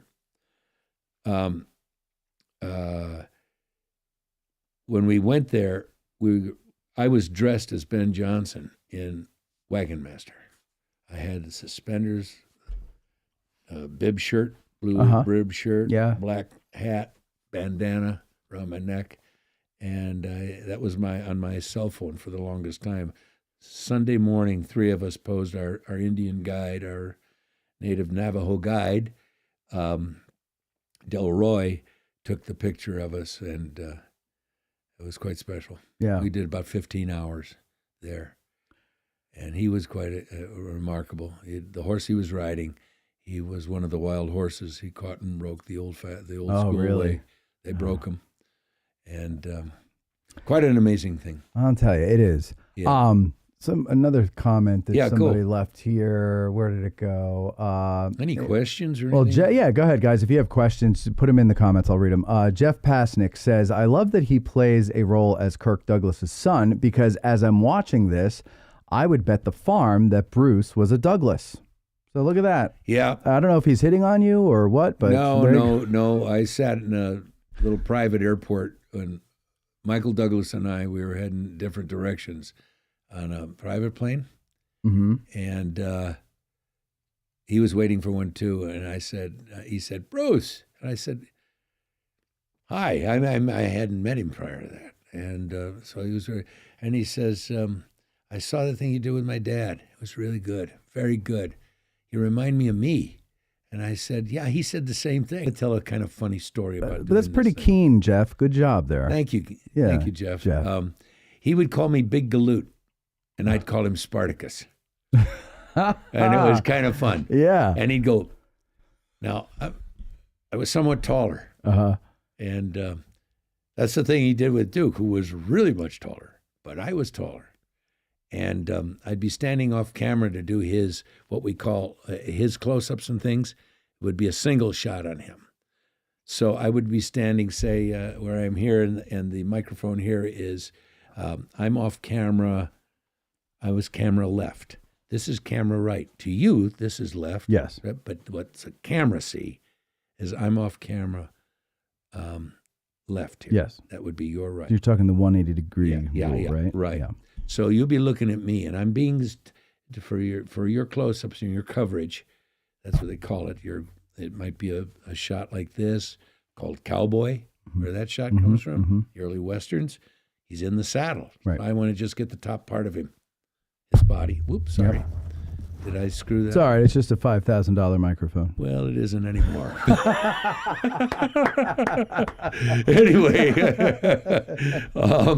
Anyway, he would go, Big Galoot.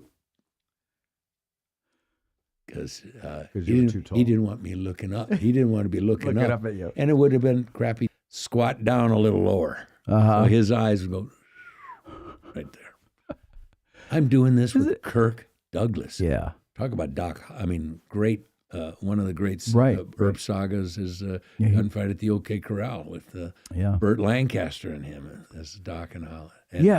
These Wyatt guys. Earp and him. It's amazing. What a crop that generation of. Well, they came out of Hollywood World War was, II. right? Yeah, you And know. remember, Yeah. I always say they all look a little bit older than the fresh-faced guys that we've got now. Mhm. Even I was a baby face for years. I was playing teenagers home almost late 20s and early 30s. For God's sake. But when you look at I would say that's the World War II generation. Then there was the generation of Cagney and all those guys before the war. But when you see Kirk was in the service, I think he saw it in the Pacific, believe it or not. A lot of they had like 2 or 3 years, 4 years taken out of it. The greatest one is the Jimmy Stewart. I did get to meet James Stewart. Well, and I would highly recommend, if you're a James Stewart fan, I highly recommend a book called Mission, Jimmy Stewart and the Air War over Europe. And you'll understand this kind of young, gangly leading man in the movies prior to the war, and then the much more serious actor doing these Anthony Mann westerns that are wonderful. But there's some darkness in there. Yes. And it's also Hollywood after the Second World War. There's a film noir, and these genres were rising up. Even the Western took on a darker, more complicated view of the West. Searchers could be thrown into that too. You know, it wasn't all good guys and bad guys. Right. And it bled into each other. The Searchers is When very you dark. see when you see Winchester 73 and you see The Naked Spur, and these were a director named Anthony Mann, did these very gritty westerns, and Jimmy Stewart was his leading man. It's not that young from the Philadelphia story prior to the war.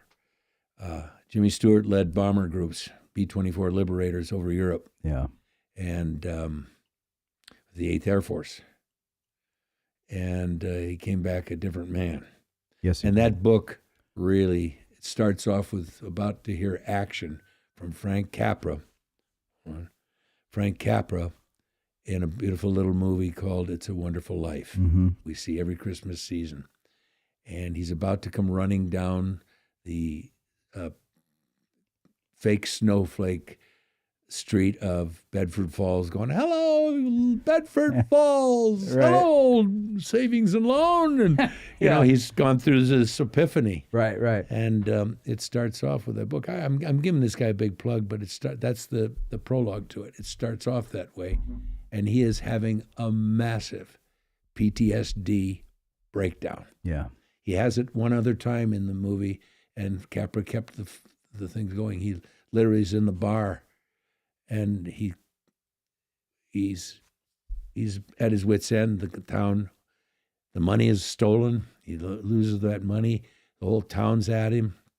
You know, he's lost the savings loan. His life is imploding, and he starts trembling and praying to God. God help me. And that's when little Clarence, the angel, he's about to meet him. You know, every time a bell rings, an angel gets his wings. She just passed away, by the way. That wonderful actress. Really? That was he played his little daughter. Anyway, that movie's very close to me. I love it every year. Every year I see it.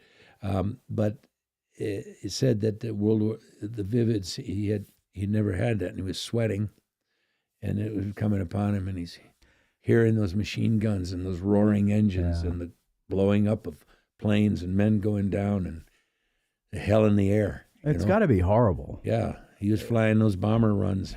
I mean, that was the thing. Did you watch Masters of the Air? Loved it.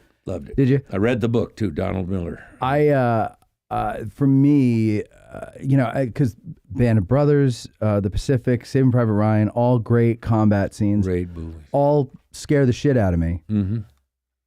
I don't even know what the Masters of the Air combat scared out of me, because it was, it's unfathomable to me that these guys are up there in the air in these freezing cold airplanes, right? Open. open sides because those machine guns were hanging out there. Yeah, thin shells, like it's not, there's no insulation, nothing, right? And they're 88 millimeter cannons firing from the ground at you. Yes. And called flak. And you're looking out and you see another plane lose its wing and just go tumbling down. Everybody's gone. Yeah. And that could be you at any minute. Or you're counting the shoots. Come on, fellas, get out of there. Yes. She's going down. Yeah. And you can hear them on the mic. 1. There's 2. There's 3, because you got 11 men on there per crew. Did you know that in that, and speaking of this now, we've kind of gone over, off the topic here. Right. But but that stuff, he came back a very matured man more. He was still Jimmy young. Stewart. Yes, he was. Yeah. He doesn't... remained in the Air Force all the way he died a brigadier general. Yes. In the United States Air Force. Yes.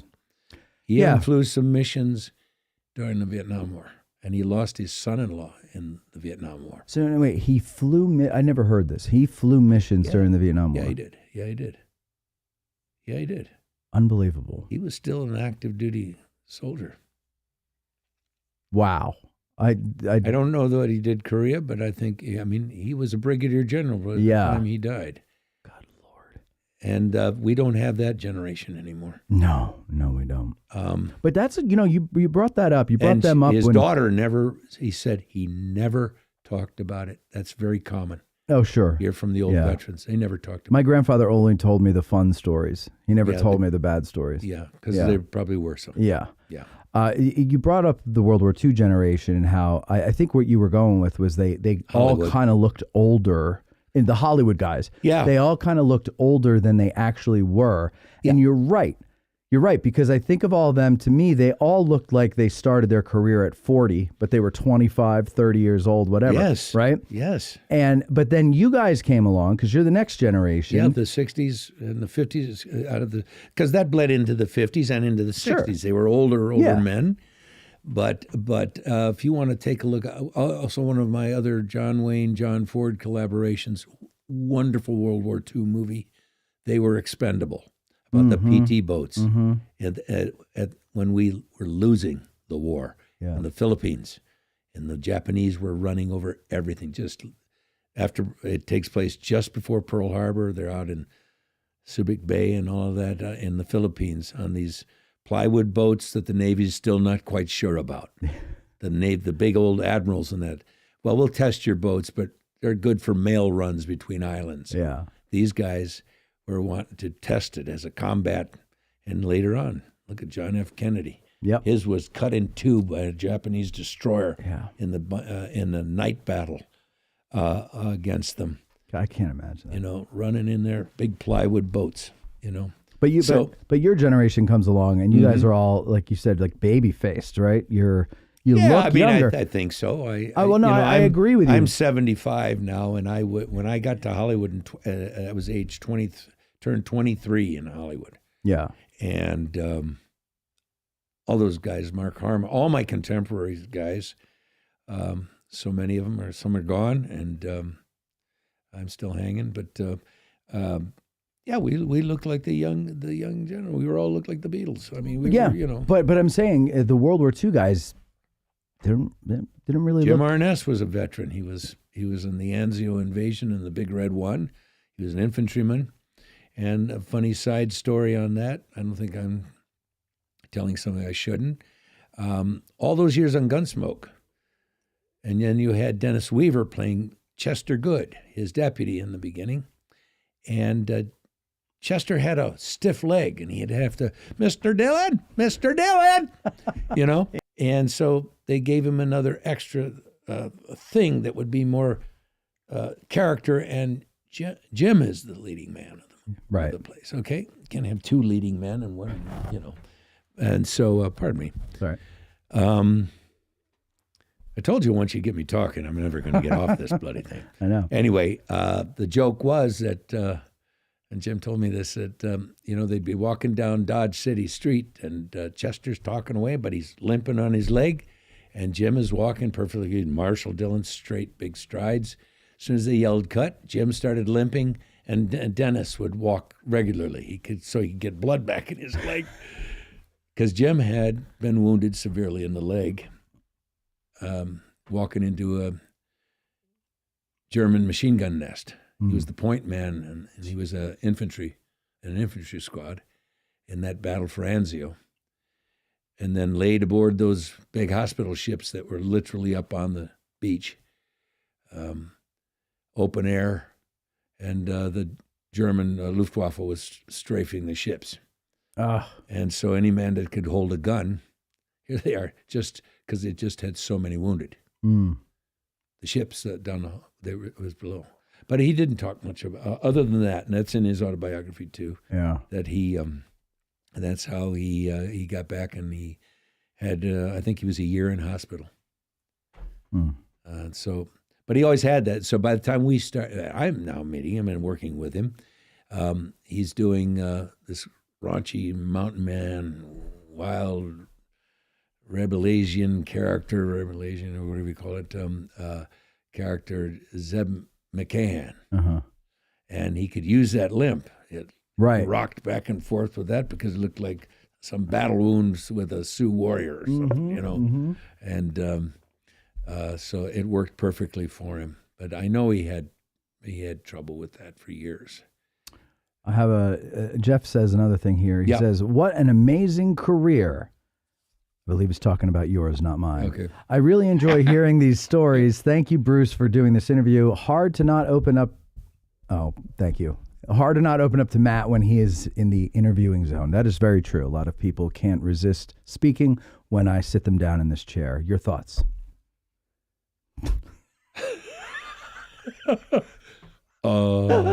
That disgusted look on your face was... Yeah, Matt, Bruce doesn't need my help opening up. No, just have dinner with me. Yeah, right. By the way... I tend to have to talk about self-awareness. I have to wake up and realize I got to let somebody else talk at the dinner table. As your beautiful bride there, I'm looking at her going, oh my God, did I just see her eyes roll back in her head? She was tired from work. She was tired. I understand that, but I've bored people. I told her yesterday when we got home, I said, so Bruce, one of the first things he said to me when he got in the car was, I sure hope I really didn't bore Cindy to death the other night at dinner. And she goes, oh, no, I was tired. I said, no, I explained it. And I told him, and this is true. I said, Cindy likes you, and she goes, I do. I actually, and she told me to tell you this. Ah, that's sweet. When I texted her and said, do you want to go out to dinner with Bruce tonight and me? She said yes. And she goes, tell him that if it was anybody else, I would have said no because I was too tired. That's sweet. She would have said, go on your own. Yeah. So she likes you, and she loves listening to you talk. My wife, Verena, would have been with us. Well, that's and they would have had probably some things to talk about. They could have gone off to the bar and talked about girl things. Yes. Yeah. Actually, my wife, I don't know, maybe Cindy. I think Cindy's kind of the same way. She doesn't want to go off and talk girl things. She wants to be right there. Yeah, no, talking with the guys and talking whatever subject. Yes, Cindy. Verena's always about what the guys are doing. She says, "I'd rather hang out with the guys than most girls anyway. The other gals, Yeah, she. Not that she's. The only thing Cindy would say is that she's like, I've had enough of the Civil War talk. My gosh, that's enough. Right. Yeah, I can imagine that. Well, I tell her I had. You live in it. I don't want to go socialize and talk about the Civil War anymore. I talk about it all day. I know. And it's depressing stuff, by the way. Yeah. It's not like talking about Disneyland. Disney. Exactly. This isn't Orlando. No. It's talking about people getting their legs blown off and PTSD, heads blown off, and alcoholism. But that stuff. Terrible. I just. But if you don't mind, I'd like to just pick up. My favorite generation of movie stars is the World War II generation. Yeah. And they all came out of that. Yeah. Whether they served or not, a lot of them didn't. And some that were too old to be drafted carried on when the other younger ones were away. Or they did, like John Ford's special unit, they did propaganda films. Sure. I mean, basically, we had our own. Did you see Five Came Back? Five Came Back is probably one of the best documentaries I've ever seen. Very good. And all their commentary. Yeah. William, fascinating. And those guys William came Wyler, back and with some he came problems. back half deaf. Yeah. Because he was up doing that incredible movie called The Memphis Belle about the That's right. 21st, 25th mission, and they got to go home.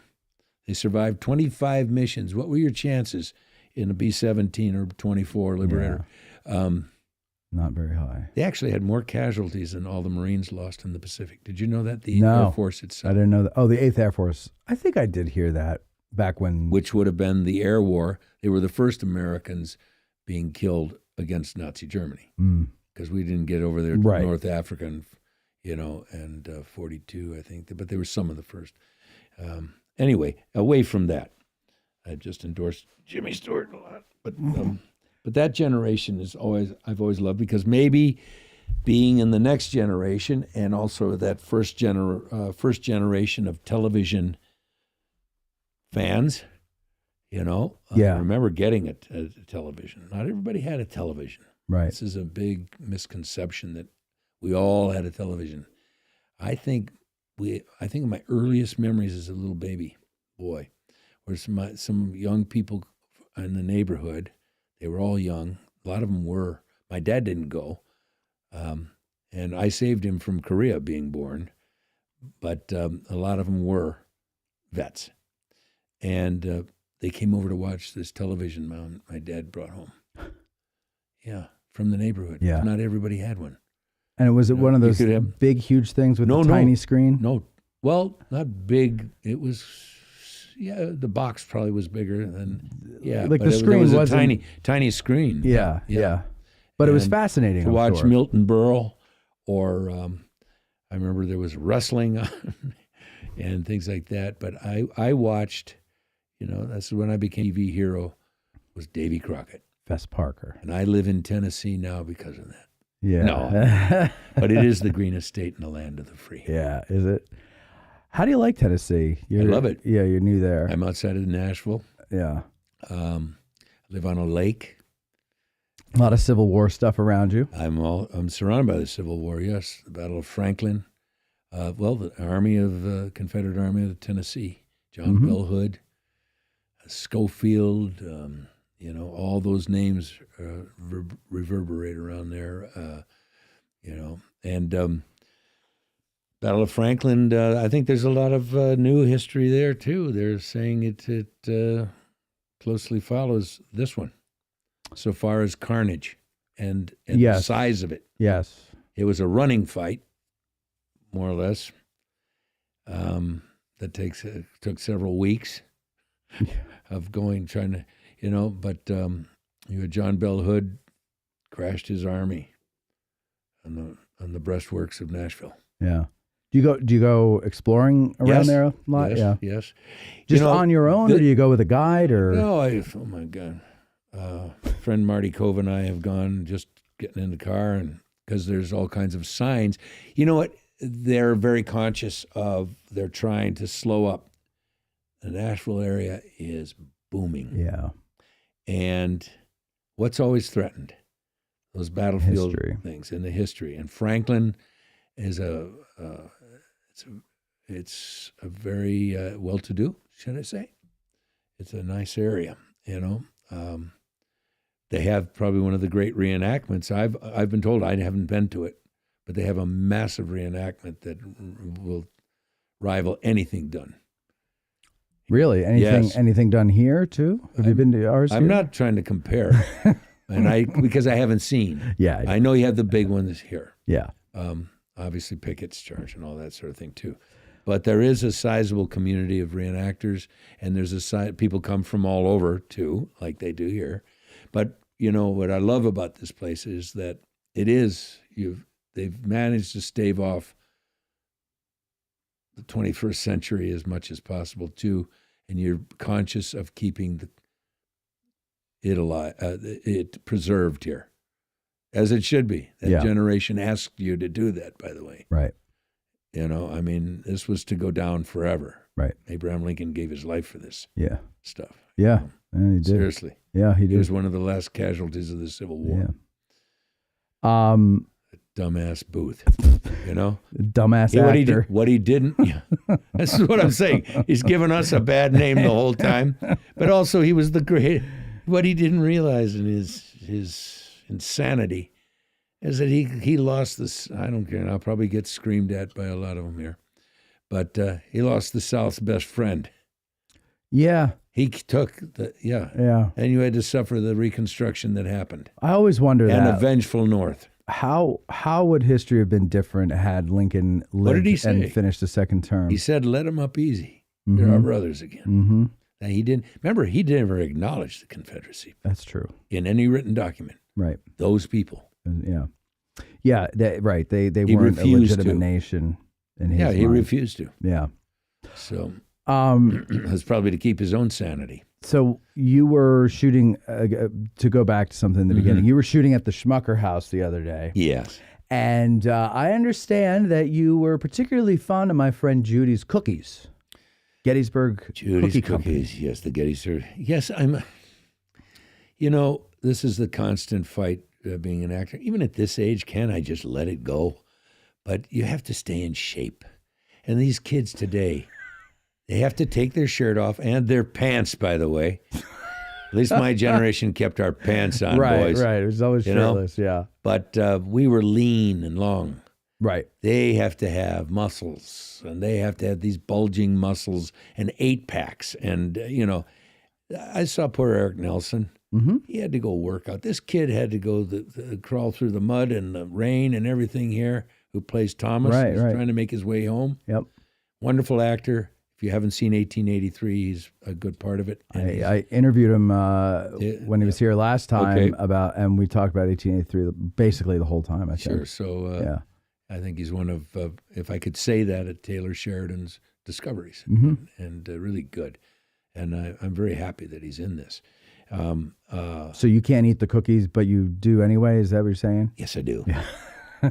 Yeah. If there's a And her heroine cookies are for good. me, it's cookies. Yeah. And they were wonderful. And I had not only one, I had two. Oh, boy. One was the equivalent of two. Of So two, probably I was I going to probably say, had four you cookies. had four there. cookies, yeah, because they're big cookies. Which one And do you she remember? kept which- luring me with them, too. She's standing there doing little yada yada with me in the background. Yeah. Okay. And then I'm supposed to leave her.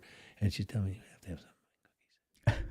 What'd Would she you say? like some of my cookies? Oh, would you like some of my cookies? Yeah. You know how we were supposed to Yeah. talking or not really talking. They'll put that in there later if they want something. But Oh, and so while we're shooting, oh, and, so I'm, you and guys, I'm reading her lips, and she's saying cookies, and it's like she's tempting you with the Oh, cookies. There. yes. See, oh, that's funny. seductress with cookies. That is you know what funny. I'm saying? That is funny. Well, and it's wonderful. So you'll have to grab some from her before you go back home. Bring some for Verena, I have to. Yeah. right? They're made. no, Well, they're made with real butter, I'm sure. No, and, she can't take butter either, oh, but I do. but you take it anyway. Yeah, I'll take it anyway. Do you remember which ones you had? I don't know. It was an oatmeal raisin. Oh yeah, that's a good one. Yeah, I loved him. I'm giving her a big shout out and endorsement here. good. Yeah, no. The Gettysburg Cookie Company. Yeah. Very simple, folks. Yep. It's not hard to remember. No, it And isn't. go, give her some business There you go. because they're very good. I endorse them. And if I've put on a couple pounds, it's because of her. No, I'm just It's kidding. all Judy's I'm fault. just kidding. No, you know what it gave me initially? I think I had it towards the end of the day. I was flagging a little bit. Oh, You know, so she saved you. a little perk. I needed Yeah. a little. There you go. Gettysburg Cookie Company, saving lives. Saving lives. There you go. Yeah. One cookie at a time. One sweet tooth at a time, yes. So, but anyway, I'm anxious to see. I hope this is a small movie. From what I'm told, there would be some theatricalness to it, but it will stream as well because that's where everything's got to go now. Yeah. And so I hope people look forward to it. I know we're going to have a premiere. I will be back here, Matt. Probably end of the year. Come hell or high water, as Yep. they say. Yep. To the premiere of it. I'm looking forward to That'll seeing be it. fun. That'll be fun. I think this one was actually going to be better than the first one. I feel like just for my one day Well, on the certainly set. for Gettysburg, Yeah. because Oh, it's true. It's the gonna be Gettysburg about story. your story, but it's not the story everyone has seen. going back to our very beginning of the conversation. Yes. 6 hours ago. Yes. But no, that's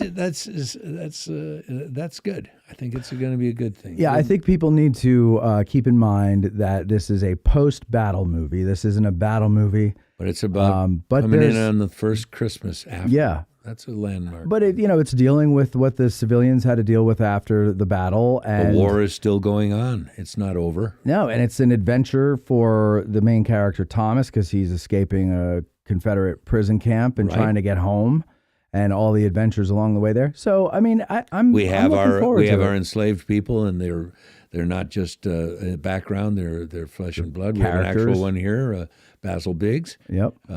who, I'm kind of in league with. Yeah. Schmucker is, and And most importantly, though, I'm a featured extra. that is important. And that is That what's going to make this That's one right. over the other one. Though, as I'm giving my sermon, I did say from the pulpit, did I not? And Matt, it'd be great if you were awake to listen to this. Yes, you did. I wasn't asleep. I actually I was got the resting my perspective. eyes. I actually got the perspective of probably most priests and reverends. They stand up before that, and how many faces are still sitting up, but the eyes are closed, Right, or the heads are just and the completely head is ducked just into the down chest. into the chin. Yeah. is in the chest, and I was speak up a little louder. I was fully awake. I was just You could have resting heard me. my eyes. I understand. Oh my gosh! And that was between Sadly, that was me in Sunday school half the time. I mean, Yeah, me too. I was raised Methodist. Oh, were you? Oh yes, I knew many Lutheran. What kids. what is the Methodist service like? Is it informal? I was Catholic. Yeah, my wife is Catholic, and I want to tell you that, and I say this lovingly and jokingly. I attended a Christmas Mass one time with her, and it must have been a long day, and it was midnight Mass. I'm 2 hours past my bedtime anyway, but I said, there's too much exercise to all this. I'm down on my knees.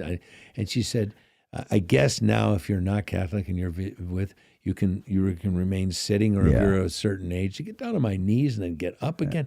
Even then, it was a few Yeah. years back. Yeah. I'm going, oh. Yeah. And they have And I don't know cushions the now. songs. When they have cushions on the kneelers now, when I was a kid, they had nails. That's what they would put, nails, and we'd have to Yeah. balance on a nail on our kneecap. That's to keep you awake. Yes, yes, it Yeah, was. can keep your attention. Yeah, and we couldn't slouch and put our butts on the pew. We had to No, I stay know, up but straight. you tried that. 'Cause Yeah, oh, of course we did. You tried that. You told me that Yes, that night. and then we'd feel a book come flying at our heads. It was terrible, and that was just the 1980s. My father said it was worse for his generation. So Yeah. who knows? But, I knew some Lutheran people too, and I live in the Bible Belt. So, I mean, Tennessee, there's churches galore. And she had to find, I think, a Catholic church, in Thompson Station. That's not far from us. Mr. Gutty says, you guys talked earlier about getting older and seeing the way the medium has been going. What ultimately draws you into a film or a movie as a watcher and an actor? Are you looking for depth ultimately or a paycheck? I'm adding the paycheck part. Because sometimes you got to do it for the money, right? I have to.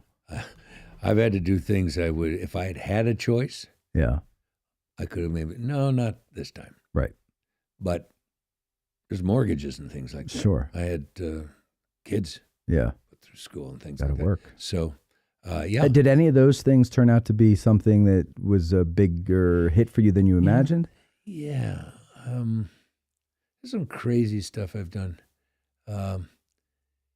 Look, during COVID, I was in a 3-hour makeup. I was an alien on Seth MacFarlane's short-lived show. It was only 2 seasons of a thing called, it was an homage to Star Trek, but it was kind of knowing Seth MacFarlane, it's going to have a little smirk to it. Sure, you know? sure. Yeah. But it was straight on space adventure. There's the command and control of the chair, What was all that that stuff. called? It's called the Orville. The Orville, that's right. I Named remember, after yeah. Orville and Wilbur Wright. The ship was called the Orville. It was, but tremendous effects, tremendous sets. They had massive sets on the 20th century lot. And I played the alien president of the Planetary Union, and Ted Danson was in it, and oh my gosh, we had a bunch of former TV guys. I'm We're not surprised. former, but we had shows we were known for. Right. And Babylon 5 was mine, and Tron, and all that. Scarecrow. Scarecrow, yeah. You're pretty lucky. I mean, obviously there's some talent and smart decisions that go with it too, but there's a good deal of luck. Yes, in it is in luck. getting into successful shows and having the longevity that you've had. Yeah, I mean, so like I said, all the way back to when James Arness said, no, I like this young fella. I'd like him to play young McCann. Do you think if that didn't happen, you wouldn't have had a career, or Well, it there just you would have go. been different? It's one of those what-if questions. Right. What What if if Jackson was at Gettysburg? What if James Arness didn't recommend Bruce Yeah. Boxleitner? Yeah. What would have Yeah. happened? Yeah. I don't know what direction I might have taken. I might not be sitting here. A good possibility I wouldn't be sitting here. What a nightmare.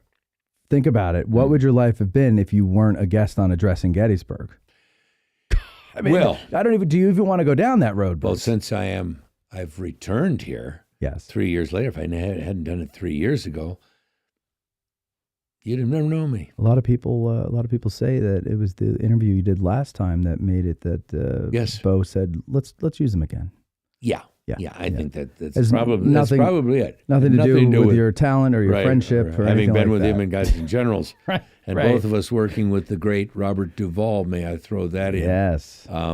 Who that he knew the story that we were basically married to the same woman. I was still married to her, and he was an ex. And as we were, Walter Taylor and James Longstreet riding beside him in several scenes, he'd go, "Hey, now," he named us, and he'd laugh about it. In that, "Hey, Yeah. what do you know? Here I am with them." The two husbands. That's a good Duvall. Mutt and Jeff. I mean, he had a new name for us always. That's great. Yeah, I don't remember if it was you or Bo told me a story that you were hanging out in your hotel room and Melissa, your then wife, called and Bo answered the phone. Yeah. Do you remember that story? Tell that story. Some reason he was in there. I think it was a number of people. We were all sitting around watching something or having a hanging out. party afterwards, Right. hanging out, having a beer or something. And oh, that's. I think he told me this because he said I answered the phone. He's the only one who got a kick out of it. Yeah. He said I answered the phone and she goes, "What the hell are you doing in his room?" And she's Collaborating with the enemy, "Let were me you, talk Bruce? to Bruce." And he goes, "It's your wife." It's your way. Yeah. No, it's yours. It was yours. It was yours. Yeah. Yes. No, it's been an unusual thing, and I think the kids in this crew here get kind of a kick out of it. But obviously, I think that's nice, though. I mean, yeah, here's something. We talked about this at dinner on Friday night before the church scene. Mm-hmm. I was talking about how what the hell was it? Oh, during Eric's interview, he some other actor came up and he said something complimentary, of course, and I wanted to ask him as the follow-up question, you said that he's, a wonderful actor and everything like that. I'm like, is that contractual for all you guys to say that stuff? Because it seems that, every time you see an interview with somebody, they never say, he's all right. I mean, why would you? But it's everybody is so lofty with their compliments. And I mean, I'm sure you're 90% telling the truth that you do think this I would say person's 90, good. Right. But in that 90%, I think if you've been doing it long enough, you do kind of admire. Yeah, well, I'm sure, and that's what I'm saying is the 90%. There is an admiration. Yeah, and we're very free to say it. I mean, I think genuinely, I don't think I've lied very much about it or shaded the truth a little bit. I mean, I've always I always admire other actors. Like sitting on stage last night with Stephen Lang. Steve. I mean, I'm a fan as well. Yeah, we were talking. I don't know. About. There wasn't this guy really does have that chameleon-like quality about him. Yes. I love George Pickett. Yeah. Why do I like the George Pickett portrayal? His flamboyance and his, he gave him this dash, this cavalierness that maybe, I don't know if the real one had that, but boy, Stevens did. If the real George Pickett wasn't like that, he should have been. He should have been, yeah. Yes. When the legend becomes fact, print the legend. I think he's... And I know with reenactors, that doesn't fly. They want the real fact. They want the facts. They want it realism. But they want their audience sleeping. We're doing movies. Yeah. Right. It is a tad larger than life, is it not? It is. So. It is. And no, but because we were talking about him yesterday, and, to go from Pickett to Jackson. Ike Clanton, Pickett, or Pickett and Ike Clanton, whichever came first, and then Jackson, and then all the other roles that he's done. Yes. I mean, look at these two that he's got, like two of them, I guess, where he plays this crazy, violent man who's blind, and these kids in the neighborhood, it's called Breathe or something. Oh, is that came out a couple years ago, right? Yeah, but there's been a sequel already. Okay. And or Don't Breathe. Don't Breathe. That. I think it's Don't Breathe. But because they are pranking him. Yeah. But it goes too far.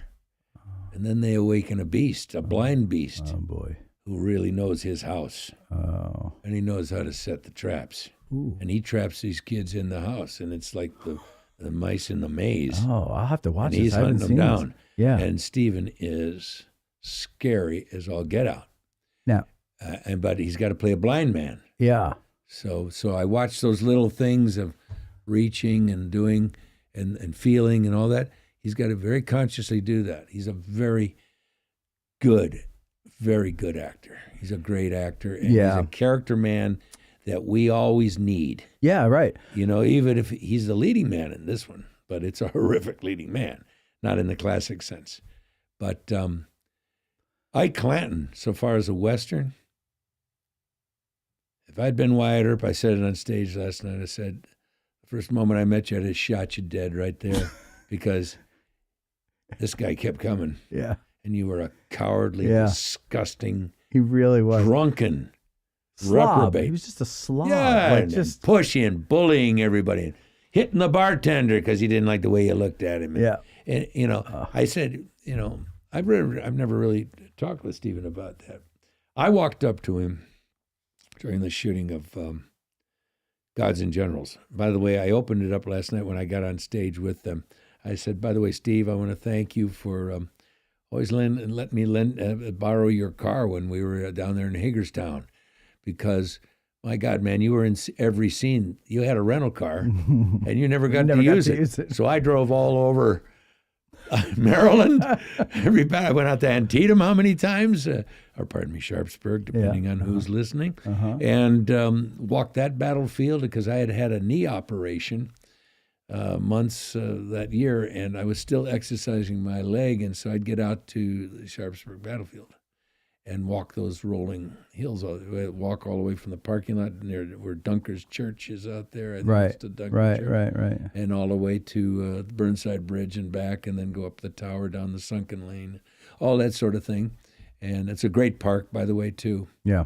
And I want to interject, that's what Franklin is becoming more aware of, saving their battle sites, the Carter House, the various parts, in Nashville.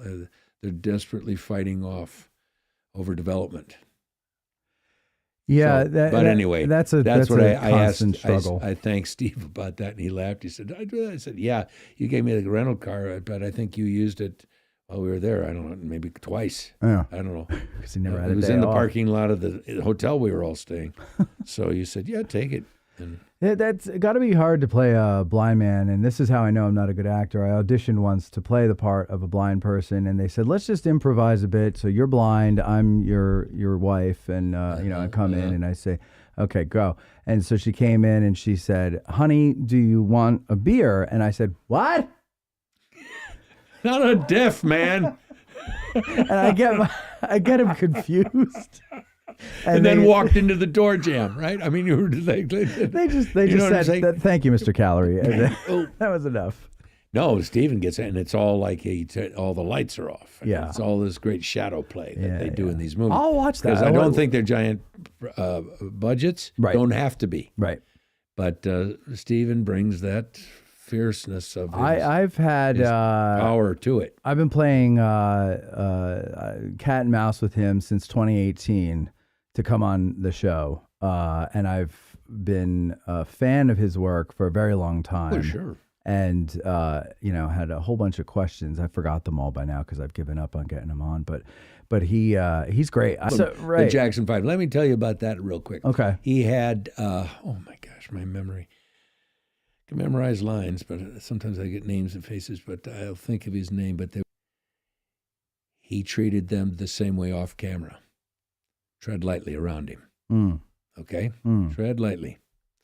I heard about this and I saw it in action. And he said, I have 5 things. And I can only name, know your lines. Know your lines. Number 2, don't be carrying sides. We have a little mini version of the script that the scenes for the day to explain to the audience. The scenes for the day are called sides. And that's the scenes we're going to be doing. Okay. The shooting of that day. And so that's, if you don't know your lines, you're going to carry your sides in there and you're going to walk around the set trying to memorize your lines. I do it all the time. So I couldn't have been the Jackson 5. He would have lined me up against the wall and shot me. So, and then there was something else beyond time. Mm-hmm. In fact, if you're not early, you're late. You're late, right?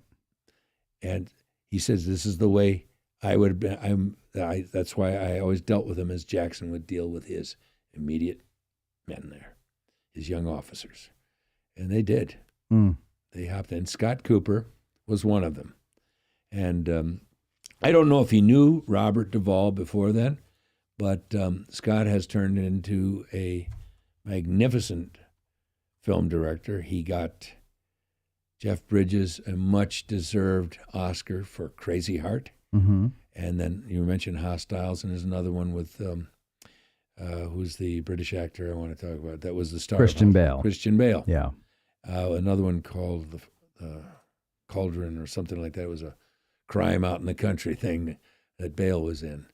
But he's a great director, and he's got his start on Gods and Generals.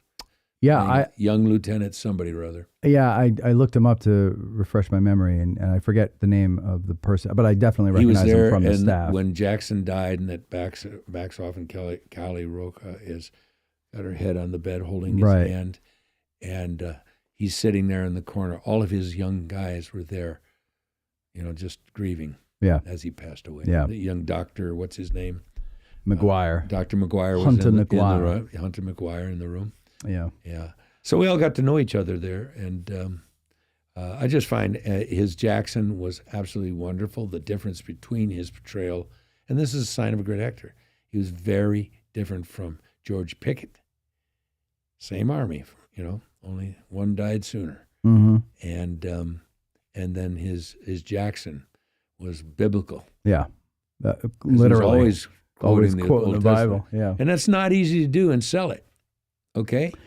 No. It's not easy to do, and that's what my challenge was having to do this. Because we're speaking in, also, I said last night, as Stephen knows, we write these scripts. It's kind of more, at that time, and when we did those movies, it was the 20th century. Right.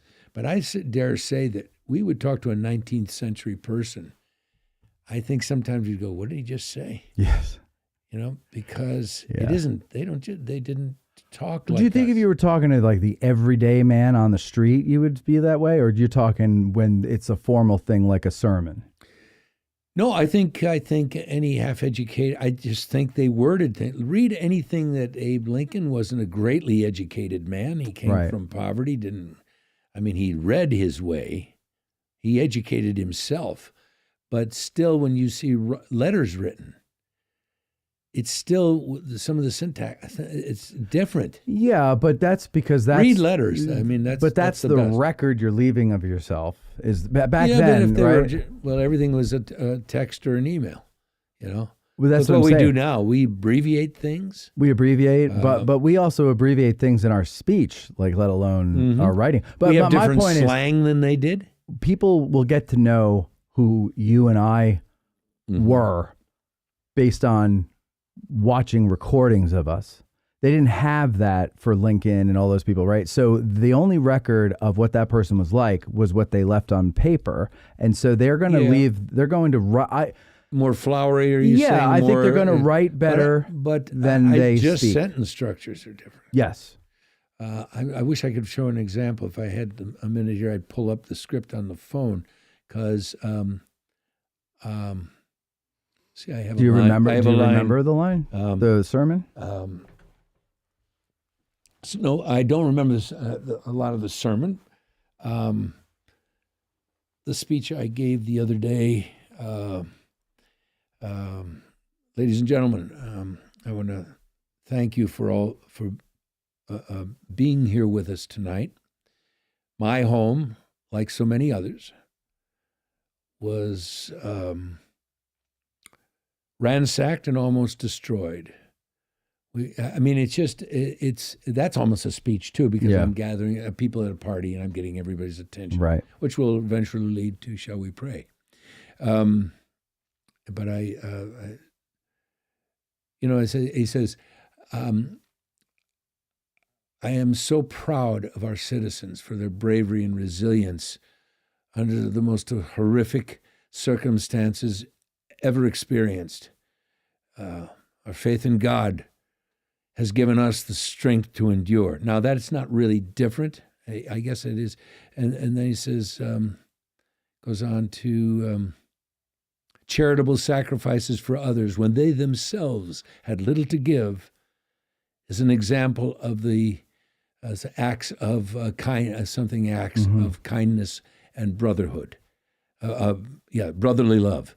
And I get that isn't a perfect example, but I just say we would say a word, we would say a part of a phrase. Today we would say it.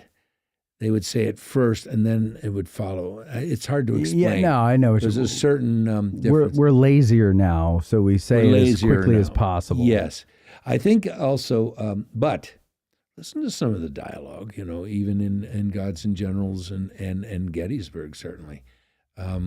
Lee Martin had to say some things. It's just there's a different cadence, maybe. Mm-hmm. Listen, I live in Tennessee. Mm-hmm. When I hear a real Tennessean, there was a much bigger difference between the North and South. Sure. Language-wise. Oh, yeah.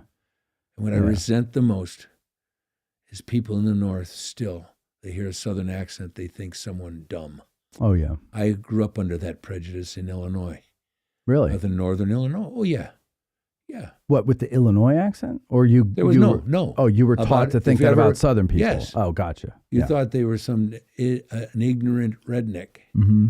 I'm sure that's all. I still rankle under that because it's certainly not the truth. No, I grew up, Northern Virginia is not quite the South, but compared to Northern New Jersey, Virginia. it is. Yeah. But at the time when I was going there as a kid, it was still very rural, and the nicest, most fun people I ever met were down there. Yeah. It was always just, let's have fun. Everybody bring some food and we'll have a party. Yeah. It's a big joke there now. Where are you from? I get it. California, right? I didn't know I had some. I don't know. No, is it just because there's so many there? Yeah, yeah. And five neighbors. Five neighbors are from some part of California. All came at different times, but no. But I'm just saying that I also want to say just a little slam. The reason you all think that way is because you won. Yes. Oh, I think it's a total holdover from the Civil War. Oh, it is. Yeah. Absolutely. There's some truth to some of it. Some truth, but there's a bias because I've met some pretty ignorant Northerners. Oh, sure. They're everywhere. It doesn't matter where. That's what I'm saying. Yeah, that's what I'm saying. Yeah. But I think oftentimes it's the But I was telling you that story. I heard once though, Bruce, that the whole like slow yokel type of like that kind of thing, like all comes from ringworm. Have you heard this? Or a tapeworm? Is it ringworm? Is it? Hey, Well, it's whatever, I was born with one. Whatever Said you I get. had a hollow leg. I could out-eat anybody, and I was skinny as a rail as a kid. They say it's the one that goes through the soles of your feet from walking around in the dirt with no shoes on. It could be. I don't And know. that's where that whole stereotype comes from because like they were poor, and they didn't have shoes. See, I come from farm people. My family were all dairy farmers. Okay. And as I was telling you yesterday, my first German, the Boxleitners, came over 1880 something, maybe 85, somewhere around there, and they were sponsored by someone here in Pennsylvania. So, and then we came through and then moved on to Illinois, northern Illinois, and was a bunch of them there too. I've got cousins all over Rockford and that area. They may be all grown up and gone now. I don't know. No. I haven't been back in years, but but I still have a something in my heart I feel for rural people. Mm-hmm. My grandfather, he had a weak heart, they said, as a child. He had something wrong. So they had to take him out of school because he had to walk to school or ride one of the plow horses to school back when he was a boy. But instead, he had to stay home. He had maybe it was a heart murmur, maybe a weak heart. He eventually did die of a heart attack, when he was in his late 70s. But he was a farmer.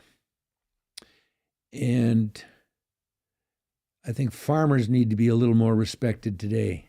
They're what feed us, folks, not and out in the West right now, they're in great danger. Yeah. State of California, they're in great danger. Yeah. They want those lands to save the milkweed. Yeah. Well, you got to have that milkweed. We got to have, that's why the fire devastated, because there was a law now, just let it burn, called, in quotes. Really? Yeah. 3,000 some structures out of Pacific Palisades and Altadena and all that. Anyway, another subject. Horrible stuff. Don't get me started. No, I know. Well, all right. So I have a question here Yes, sir. that will get you off that subject. Yeah.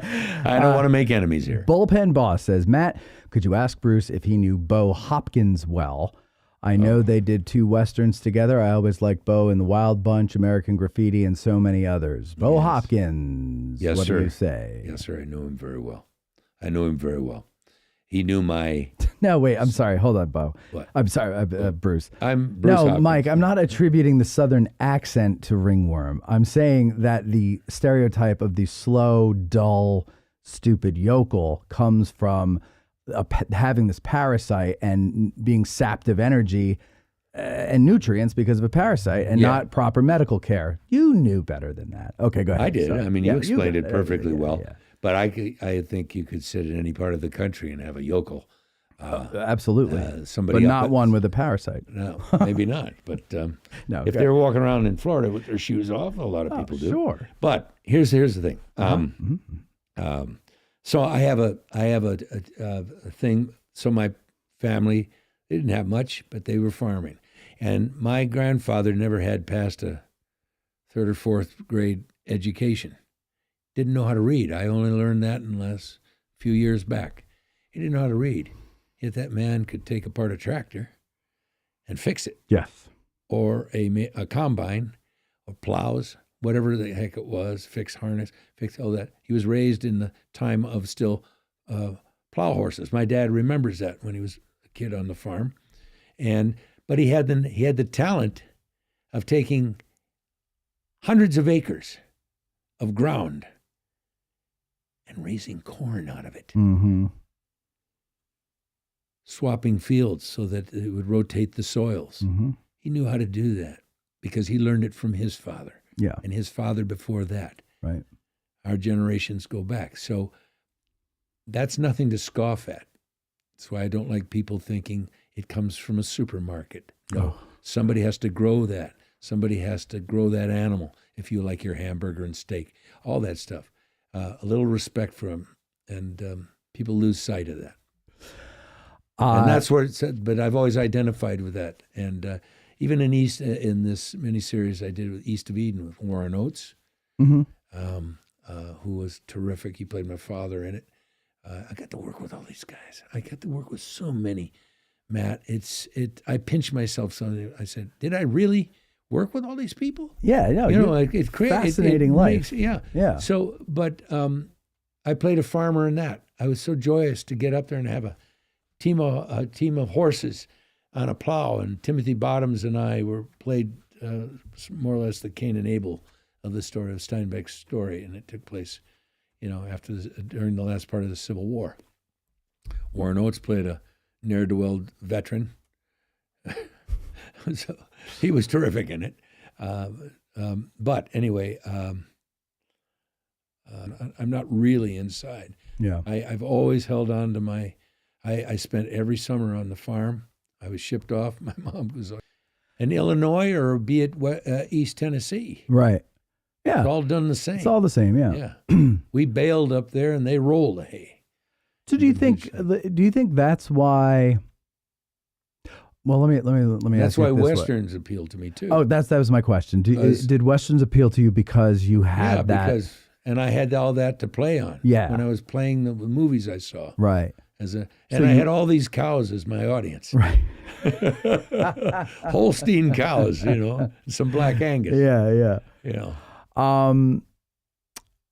For the record, ladies and gentlemen, This is a marathon. This I know. Mike. Okay. Mike. 6 questions says Yes, please. about about the ringworm thing. Okay. Oh my God! Still, You've opened a can of worms. Oh, look, he says I had to Google it, and even Google looked at me and said, "Are you kidding me?" Well, okay. I just Googled parasite contributed to Southern stereotype. First one that comes up, PBS, April 27, 2016, how a worm gave the South a bad name, Nova. You trust them? How about this one, Vice, Southerners weren't lazy, just infected with hookworms. It wasn't ringworms, it was hookworms. They were working in the soil. That's right. Yeah. Gross Science, the name of a video from pbs.org, May 3rd, 2016, hookworms and the myth of the lazy Southerner.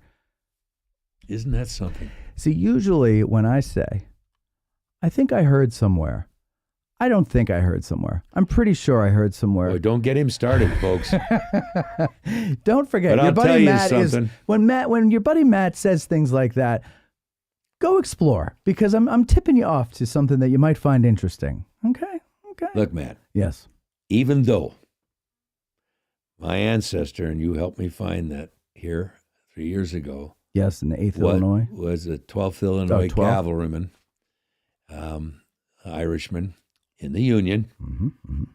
Nothing scared the hell out of the Yankees more than the rebel yell. Oh, yeah. Many a blue boy dropped his gun and ran. Yeah. And those screaming hookwormed banshees were coming at him. Oops! I'm making friends wherever I go. We're having. We have a great fun, picture in the background here of Bo and Martin Sheen. That's right. Bo and Martin Sheen a couple of years ago at some reunion, I think it was, or I don't know what the hell it was. I'm curious what your audience is, if we want to think of the marvelous. One of the most famous. Miss Maisel? No, Robert E. Lee. I'm curious how people. I'm sure in the comments. In the comments, who was the better of the two? Yeah. Okay. Well, that's a tough one, because look at Duvall. He was years older than Lee. Yeah. Yeah, but Lee looked like he was Duvall's age. Yeah. Okay. And so Duvall audience, did a marvelous answer. job, and in his own way. And I thought Martin Sheen did a compelling performance. Did he look like? No. And he's a much shorter statured man. But it was Ron Maxwell's dialogue and the scenes that were meaty. Martin's a great actor. Yes, he is. And there's no doubt about it. No. And so you look away from that. I don't look like Schmucker, Reverend Schmucker. Luckily, nobody's ever seen him. Well, except we've for got people pictures. here. There's pictures. He's very gaunt looking, and he's very makes my nose look small. But But, and I always want to tell the audience, yeah, maybe there isn't, maybe there's a slight one. I don't know if he was a tall man, but he was a prominent man. I'm tall. But if I have found some, through Bo and writing it and me performing it, if we found some essence that may be true to the man, that's what counts. He may not look exactly like him. Right. But there's something, is there something about him in your performance that could be my gosh, Schmucker was very much like that. Again, it goes back to what our grandmothers and our mothers always told us, that looks aren't everything, right? I can think of 2 performances of the same character that came out, and then I believe the same year, Val Kilmer and Dennis Quaid as Doc Holliday. Right. Dennis Quaid looks closer to him. Maybe. I know of only one photo of Doc. Right. And in that photo, that every historian goes, yes, that's him.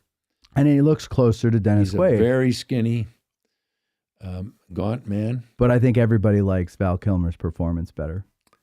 Yes, but I like them both. Yeah. And somewhere, well, maybe if you married them together, there's the real guy, or maybe it's not at all. But it's how we imagine him. Dennis's voice. Yeah. Val's everything else. Yeah. His put those together. His aplomb, his sort of, he brought much more of a I don't want to say, and it's not effeminate, it's a genteel Southern. Yeah. Well, that's what he was a fallen aristocrat anyway. Right. You know, slightly. I mean, he came from the plantation world. But I also would, he would just become a drunken gambler, gunfighter, rough guy who would sound more like Dennis Quaid, and he'd have that gravel in his voice. Yeah, because Dennis also played an eccentricity about him. Yeah. He would talk with a very haughty way, even though it was a little gruffer. Right. But I know what you mean. But he was from this antebellum himself. What makes having done this 336-page book, audio, is that the one thing you got to know about Doc Holliday that both actors brought to it, he wasn't afraid to die. That's the most fearsome man you could ever meet. Yeah. Yeah, I'm dying anyway. Right. Yeah. I'm already dead. Mm-hmm. Go on, go for your gun. Mm-hmm. Right. I'll be your hucklebearer. Hucklebearer, by the way. So I've heard that hucklebearer, not huckleberry. That's right. But he was playing with the word. I'll be your huckleberry. But it's really huckleberry. Which means... Remember, you always swallow. The Southerners swallow that back in. Yeah. Like, don't ever say you're from Nashville. Nashville? That's such a Yankee. Yeah, we pronounce all the syllables. Yes. Nashville. Swallow the vul. Vol. Knoxville. Knoxville? Nolansville. Whichville? Nolansville. Nolansville? Yeah. Okay, Nolansville. Vol. As you would say in Pennsylvania. Right. Look at You're like a Tennessean. I'm suddenly a Tennessean. Remember, they were both sides. Yeah, so by the way. That's true. That was a hard place. So, okay, the audience about Sheen versus Duvall. There you go. Beth says both gave great performances as Lee, but I like Martin Sheen's performance better. I wonder, Mr. Gutty agrees with her. He says there's a vulnerability and a strength there at the same time that are compelling. It is more about evoking the person than actually looking exactly like him. Exactly, that's what I was trying to say. Evoking the essence of the person. Yeah, I always kind of... It's harder to do. It's unless you have that absolute... Now, the Abraham Lincoln actor, what was his name? He was here... Daniel Day-Lewis? No. Oh. Well, there's another one. Let us look at that. Yeah. I'm a very big Lincoln fan. I collect Lincoln tchotchkes. I mean, salt shakers and really? The little piggy banks they used to do, little copper banks, bust of Lincoln. Yeah. My whole bookcase is Lincolnian because I'm from the land of Lincoln. Mm-hmm. But he was a Southern man born, right? And he talked like one too. Yeah, like I said. Anyway. But Daniel Day-Lewis was remarkable. Yeah, he was. And to me, and there's a lot of great actors who played Lincoln before him. Who's my favorite? Sam Waterston. Oh, your favorite of all? My favorite? Oh, wait, let me guess. I'm just saying if you could guess it. Gregory Peck. No. Did he play him? I loved him. Okay. Yeah. Then if it wasn't Gregory Peck, it wasn't Sam Waterston. Well, was it? Was it Daniel Day-Lewis? That's mine now. That's the newest one. Yeah, but that's not your favorite. No, I would only hold two. Wait, hold on. Gregory. Who's the other guy? Oh, let me save you. Hal Holbrook. Wonderful. Not your favorite. Better Mark Twain though. Okay, yeah, good. Mark Twain tonight. Yeah, or who? And Henry Fonda. Oh, Young Mr. Lincoln. Young Mr. Lincoln is actually my favorite Lincoln movie. Okay, is it? Yeah. All right. I haven't seen that since I was a kid. Well, I really one of John Ford's best pictures ever. Yeah. See, before Duke Wayne became his go-to guy, it was Henry Fonda, and they worked together when it was specifically at Fox. Okay. There's a marvelous collection called Ford at Fox. It's a huge box. It cost about $300 of all the Ford films that they made there all the way back. And Young Mr. Lincoln. What I love, I've always been fascinated by where did they come from stories. Mm-hmm. And when he walks at the very end, it was so patriotic too, because Ford was an uber patriot. And at the very end, Lincoln has won the trial. The two boys accused of murdering in a tussle out there. And it's the one big trial, murder trial that he did. He did do a murder trial. He won. Mm-hmm. But he's not a legend. But you see he's going to be one. He's going to be legendary. And there's something about this tall man. And just Henry Fonda's slow cadence.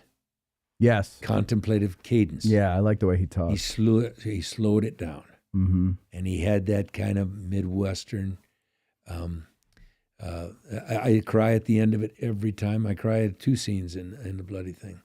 But and then he's standing out there in the young family, the family that he saved, and their mother, whose two sons were up for murder, and almost got hung. He saved them from the mob, everything.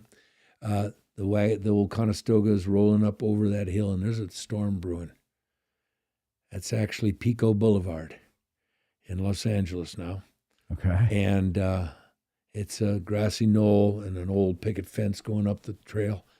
And one of the little sidekicks says to him, "Well, hey, Bean, we head on back to town now?" He says, "No, I'm going to walk up a ways." And he's got his top hat on and his long gangly way, and his coat, is a little short in the sleeves. He couldn't quite get a proper fit on anything because he was gangly. And you start hearing, I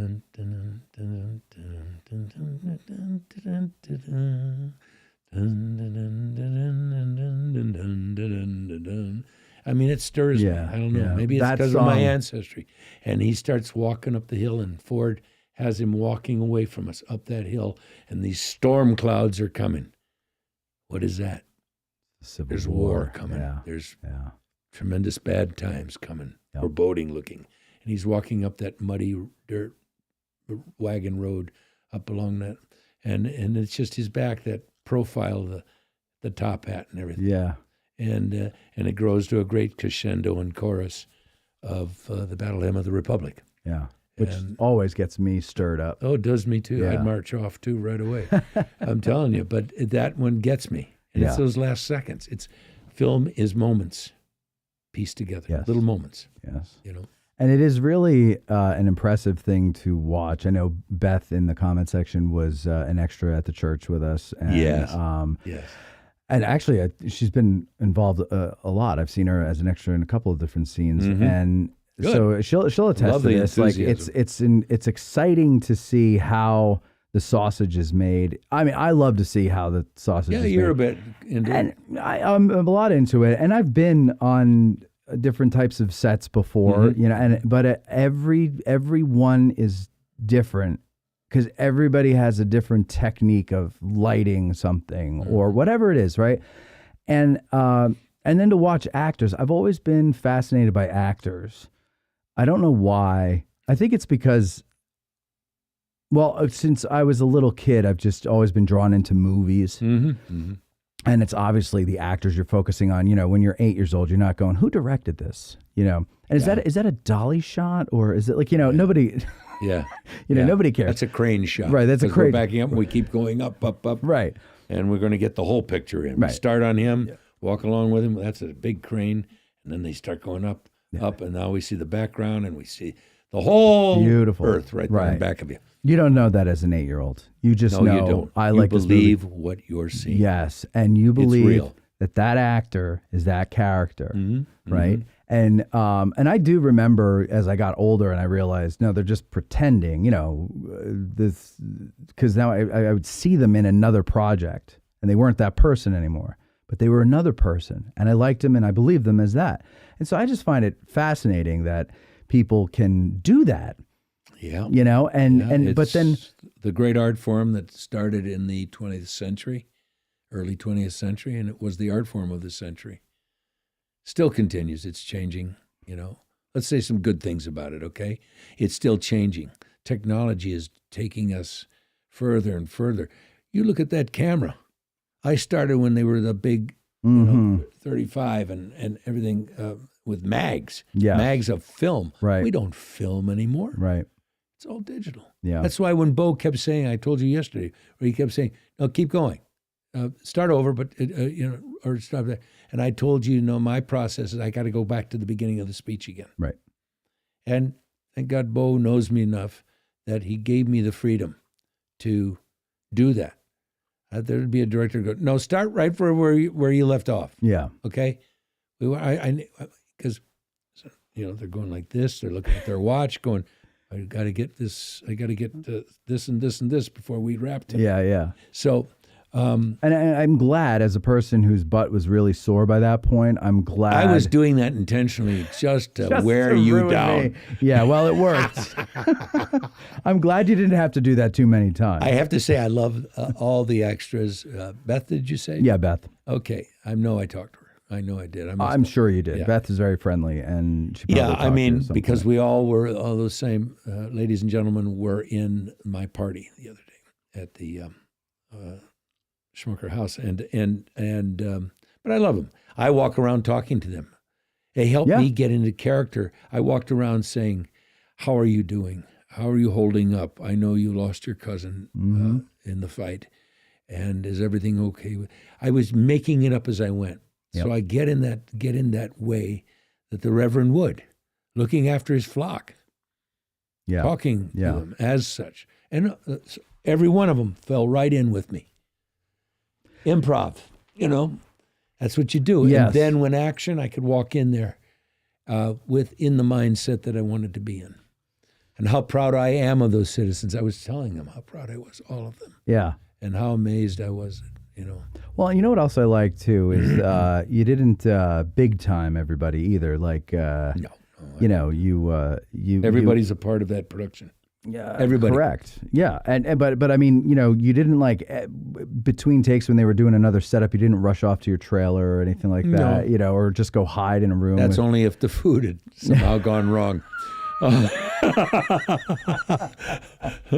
the food was good. It was good. It was a good meal. The No, hours were late. But I do appreciate that. I appreciate the time that you spend with me when you come down here. Well, you in turn have been so generous with, you drove me around the unit. I remember 3 years ago we went and found my grandfather, and then you had some book. What was that book, by the way, that had the roster list of people? I found a book on the unit, and I sent it. I gave. But it it was to a big. No, you gave me that. I gave is his signature in that?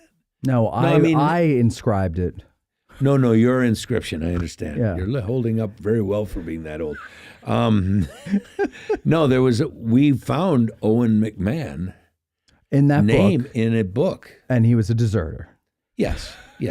I knew all those facts. Yeah. Now, last night, Dave, Malgi. said to me, no, remember, I was telling him this Yes. story. And I said, remember that it meant different, slightly different than it does today. The connotation of being a deserter. Yeah, and I don't know if it was actually deserter or it said absent without leave, or I don't even know it if said deserter. Did it say deserter? It said prisoner of war, and then deserter. Okay. He was recruited, Augusta, Illinois, 62 or something like that, 61. And then the stuff I have known through the family legend of it was that, we all know that, and in all my reading, many, many guys dropped their guns and left. A lot of guys went home. Their hitch was up. They went home. Yeah. Desertion was not uncommon. Right. Didn't even Lincoln said, why should I have one more dead 16-year-old boy? Yeah. Why do you want me to shoot them if they desert? Because some kid, and that was in the Daniel Day movie that, he's sitting there on Nicolet's bed, or it was, And, that's right. Yeah. And he wakes up and there's Lincoln sitting in the bedroom, and he's going through these things he's got to sign, executive orders and things like that. And he goes, they want me to execute this kid because he cut his horse. Yeah. So that he couldn't go with him. And he says, what's the use, especially at this point in the time the war was going their way, and what is one more 16-year-old boy's life mean? Yeah. Let him go home. Let him go home to his mother. He's a 16-year-old boy basically, I mean, come on. What a job. And my great-grandfather was, this is on my mother's side, I don't want the audience to know that he wasn't a Boxleitner, he was a McMahon, as Irish as the day could be. Yeah. And he was 34 years old. He certainly wasn't ambitious to get a rank. He was a private all the way through. But he did have a GAR medal, as I remember. There you go. He's Grand Army of the Republic. It is Lincoln's job has got to be the hardest job. The actor, the guy, Lincoln, what would I call him? Not impersonator. I don't like that living word. Historian. Living historian. That's perfect. I actually saw him at a big battle in Moore Park, California. The guy who's playing Lincoln in this movie? Yes, I saw him do... in Bo's movie. In Bo's movie. I saw him do the Gettysburg Address there. Oh, cool. I was in a Confederate uniform on horseback a little further out in the field. They wouldn't let us get in close to him. We had guns on us. Yeah, I don't blame him. But I really respect him. He's the closest I've seen. Get to see him perform when they But if you saw a filmed, picture of him, I bet you'd get it. Lincoln had his hair cut short when he came here. Yeah. And he trimmed down his beard, not unlike he had no mustache, but it was just a tuft hair. Mm-hmm. He didn't have a full chin full and jaw full, I should say. And he was mostly clean shaven his entire life. It was only those last 4 years. Yeah. When some young girl wrote him a letter. Now, she said you would look much more dignified wearing some facial hair. He read some little girl's letter to him, and it just tickled him, so he grew. Really? He grew a beard. Huh. Mm-hmm. Yeah, he's a fascinating guy. He is. Old Abe. The greatest face. Yeah. I have a beautiful... Have you been that photo of him that was 2 weeks later, he was dead. He kind of got a sleepy eye. Yeah. And I've read people that, however you turned that face, it was a different angle at every time. He had so many angles. He had such a lived-in... no other human being looks like him. No, they don't. Bony, almost primitive-looking face. Have you been down the street? There's an art gallery. Mm-hmm. Lord Nelson's? No. That's up in town. Yeah. Wendy Allen is the artist, and she only does Lincoln. And so all of her, we'll have to go there because it's always closed when I get there. It is I think she keeps regular, up till 5 or something. But I can arrange for her to be there for you. Yeah. I can take you in there. Is there all kinds of you can have a sort of pop art looking one? Or? Oh yeah, there's. She did. Oh, she's done so many different things. You'll see it. I don't doubt it because that face must be a challenge for a portrait artist. We've had I've had her on a couple times and we've talked about it, and she thinks he's very handsome. And Yeah, strangely so. yeah, and I said Those I'd never intense thought eyes, of they him must that have been blue eyes. right, Almost gray. Grayish blue. And I said I never looked at him that way. He always was Lincoln. Like you say, there's no other face. Like nobody looks like him. Like nobody looks like him. No, even people that Was he resemble put him on this earth? like an alien. Seriously? Yeah. Well, I Yeah. mean, God, whatever, however you want to put it. Did God put him on this earth to be this most of the time he was considered homely, Yes. okay? Talk about ringworm. He didn't have shoes his whole early life. No, he probably had it He too. was a barefoot boy. you Yeah. know? I remember he always said what struck him so hard was sitting on an old rail fence. I mean, his father was never there sometimes, a lot of times.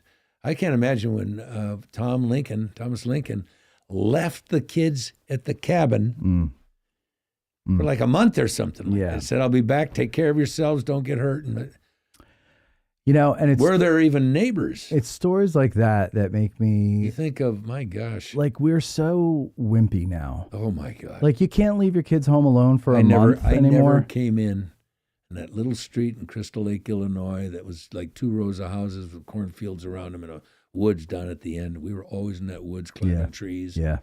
So But we're- I mean, it was heading towards sundown, and that's when I heard my mom, Bruce, come in for dinner. right. It's time to come in. We had a bell on our front And porch. a bell would have Yeah. done it too. Yeah. In that little neighborhood, and little Yep. cracker box houses of post-war GI housing. I'm so glad that's the way my childhood was. Me That, too. I'm not afraid of We the rode woods. bikes and fell off the bloody bikes and had to get up and go Skin knees. skin knees. I fell out climbed of trees. Oh, more trees I fell out of than. the fence in my backyard. It was actually the neighbor behind us, their fence, and it Mm-hmm. was one of those stockade fences, and 2 of the sections had separated, and so my friends and I used to climb through it, right? Mm-hmm. And one time I climbed through it, and one of the nails that was sticking out, I was wearing shorts, got the inside of my thigh, and That's a sensitive part. yeah, and I had to go get a tetanus shot and all that. Yeah, shit. the But- tetanus shot was the worst part. Yeah, it was. But you know what? That's like that's a war wound. That little scar on the inside of my thigh. Absolutely. That was a You know, sign that, Yeah. yeah. And I walked around because that's it's hard to. I was in the shit, man. Well, yeah. I mean, it's like Right. a veteran walking around. No, we were in it. Yeah, it's I like was I was in the it. jungle. Yeah, And nah, man. yeah, and it's No, just it's so true. I It's feel so true. I feel Pardon terrible my for the French, kids too. with now with like video games and no experience outside, and they're Oh, it terrified scares of me. nature, and But you they, know. they terrify me. yes, they should. Excuse me. But They're terrifying, and because but they've it's got another thing going on here. But the thing is, it's not their fault. It's their parents, and their parents, unfortunately, are my age, and so it's my generation's fault. Is that there who we are have to kids. blame? Yeah, you have to blame us. Mine has to blame. We're to blame for you. Yes, you So- are. Yes, you are. But we're Look, not as bad as I'm, them. I'm the 60s and 70s generation. 80s. Yeah. Yeah. And Yeah, the you guys- 70s, if you remember them, you weren't there. Right. That Right. was an old gag. That's what they say. You know, I was every bit. I was in drama school. I never served. No one called and I never answered, but I did sign up with the draft like every guy had. Every to after high law-abiding school. citizen did. Yeah. Law-abiding citizen. And I went to drama school in Chicago. And all the way to 73, I thought, well, this is not an accredited school. It's a drama school. Right. I could just picture myself standing there and the sergeant going, actor, huh? All right, John Wayne, get into line. I mean, it would have not have gotten me exempt from anything. Right. Right. Okay, if Yeah. not, I'd be punished more. Of course. Grueling stuff Hazed. to do. Yeah. I'd have been cleaning washrooms forever with a toothbrush. Absolutely. Absolutely. But no, are there any more questions or anything like that? I mean, I'm curious. No, let's see. I'm boring people to death. No. It's Schmucker. No. Let me see if I go back here a little bit here. We wouldn't say. Did I insult the North? I'm from the No, North. yeah. You know. Did you get to interact with any of the artifacts connected to Samuel Schmucker while you've been here? Only the buildings. I've not. And his grave. And his grave. But and what little I could find, I have to say, I Googled and I did IMDb and similar information. IMDb to find about Samuel Schmucker? Or what's the other one? Not that. My wife put me on it. Wikipedia? Wikipedia, Okay. yes. Yeah. I'm sorry. It's okay. I'm not into these newfangled things. Yeah. I deal in smoke signals yet. Right. IMDb is for you guys. Yeah. Yeah. Yeah. And I've got projects on there. This is the funny thing about IMDb. I'm looking down the list of my stuff. Okay, they got that right. They got that. I never did this. Now try it. I say, well, I'll get a hold of them and take this off here. That's not right. I would never did this project. Yeah. Yeah. Good luck with that. Yeah. Once it's on, it's on. It's on. It's That's it. the problem with the internet. All right. We're at 3 hours. Okay. And I would go. bored the people to honestly, I would go 6 hours because I know you could do it. But I have a show to do at 7 tonight, and I need to save some of my own strength. You know how that goes. I sapped that, buddy. You're gonna suck tonight. Great, thank you. Anyway, I love it. I love doing this, and I love your audience. They're great, and great I just want to people. say to all the folks out there that are working with us, thank you so much. Appreciate it. And you can say these trite things that it wouldn't be the same without you, but I truly believe that. I complimented all the people that were in the audience last night, saying, where would we be without the reenacting community and the citizens here who participate, especially the ladies getting in their big skirts and everything. Oh, yeah. Yeah. No, it's true. It's true. And they're doing it. I don't know, they're getting some good food out of it, I hope. And but the enjoyment, and we do enjoy them there, and they're bringing their talents. Whether they think, even if it's just walking around in a hoop skirt, there's a way of doing Which, that. believe me, that's quite a talent Yeah. to not believe me like I've done it. Yeah. That's not. But That's I another mean- show, Matt. Another show. those things they look like hell. They look like hell. They are. Here's a couple more. What a Okay. great great Thursday surprise interview. Things like this are why I love being a patron. Thank you, Jeff. Patron, these are the people that subscribe. Richard Snyder says, thank you for the trip down memory lane. James Arness as U.S. Marshal Dillon and Ken Curtis as Deputy Festus. Grew up on Gunsmoke. Mr. Boxleitner has a great career to look back on. No, Ken wants to know, is Bruce drinking Little Ground Top? No, he is not. He is not. There's some water in here. We went to We went. I have had just it. smell this, Bruce. Just smell it. Oh God! You're along. going to do this to me. Play along. Look at this. Yeah. Let's see. Oh, Oh, it does. It Now does. that has an aroma, and I could probably use a cup pretty soon. there you go. Well, we'll But, have to I gotta get stop some- and get yeah. some. Oh, it's gorgeous. It is gorgeous. No, we had some yesterday. Did Yes, we not? We did not. stopped- or what did we they have don't at have the- it by the cup over there usually. It's just by the pound. Okay, Here. okay. But we did stop at Bantam Roasters. That's who makes that. Right. And you can, of course, get it, Bruce. When you go back to Tennessee, you just go to addressinggettysburg.com/cafe, and you can get yourself a bag of Little Ground Top. And then when you get that, you head over to Lynchburg, Tennessee, and get your Jack Daniels. Pour some Jack Daniels into it. Yeah, and baby. have a hot toddy in the morning. Yeah, there you go. But I anyway, don't drink, of course, and I want everybody who was devout to Reverend Schmucker. I don't know that he was a drinking man. I don't doubt think it. he I was, have a feeling, just looking at his face, But another interesting face, by the way. I didn't even realize about this man Schmucker. until I saw 3 photos of him and various stages of his life there. Mm-hmm. Also, there was a painting hanging in the background of him, dark-haired, dark brown hair. Very brown hair. It was Did they leave it up? It's longish, and wasn't a bad-looking guy in that painting. Yes, They left it up. Yeah, they brought it, and we had 2 of the sofas from him. Back to returned in there. They've been at other places now. That's cool. Museums, and so yes, that's the artifacts I sat on, and everything. So being in that house was artifact enough. It was wonderful. Very cool. Thanks for doing Thank the you. movie. Thanks for doing this interview and the time you've been spending with me and Cindy. That's been a lot of fun for us. And Thank you, Matt. You're very welcome. Wherever it was. 2, I think. I have, while you're here, Right. I have a lot of actual free time because young Tad, is usually a part of our show. And he has agreed to come on as my editor for 2026. Good. And of course, Bo stole him for the first month of the year. So we're not getting much of anything done this month, so which is good because I still need some rest. So while you're still here, if you have time, you want to go to other parts of the battlefield, let me know, okay? Yeah, I may want to go see the old 12th again, Sure. just to say, Sure. hey, Grandpa, Okay, we'll do that. Very good. you bloody deserter, you. No, listen. You know, they yell about last night. They're all talking about John Burns. John Burns picked up a rifle and walked into a hell coming at him, Yeah, and he got hit. yeah. So you can criticize all you want. He may be a blowhard of this and that. Everybody had an opinion of him. You know, he was a kind of obnoxious character. He shot dogs, things like that. But he went, and Johnny Reb was shooting guns at him, and he got hit. Yeah. Yeah. And he laid on the field, too. And a lot of other people did not do Yeah, what a lot he of did. it. No. Yeah. So And how many of us today would? I don't know that I could. I don't either.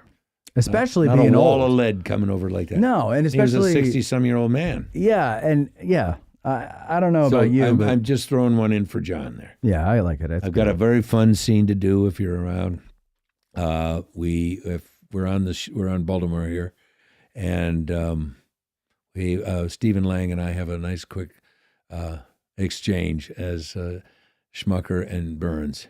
Yeah. Sounds like a comedy team. Schmucker and It Burns. may turn into that too. Schmucker and Burns,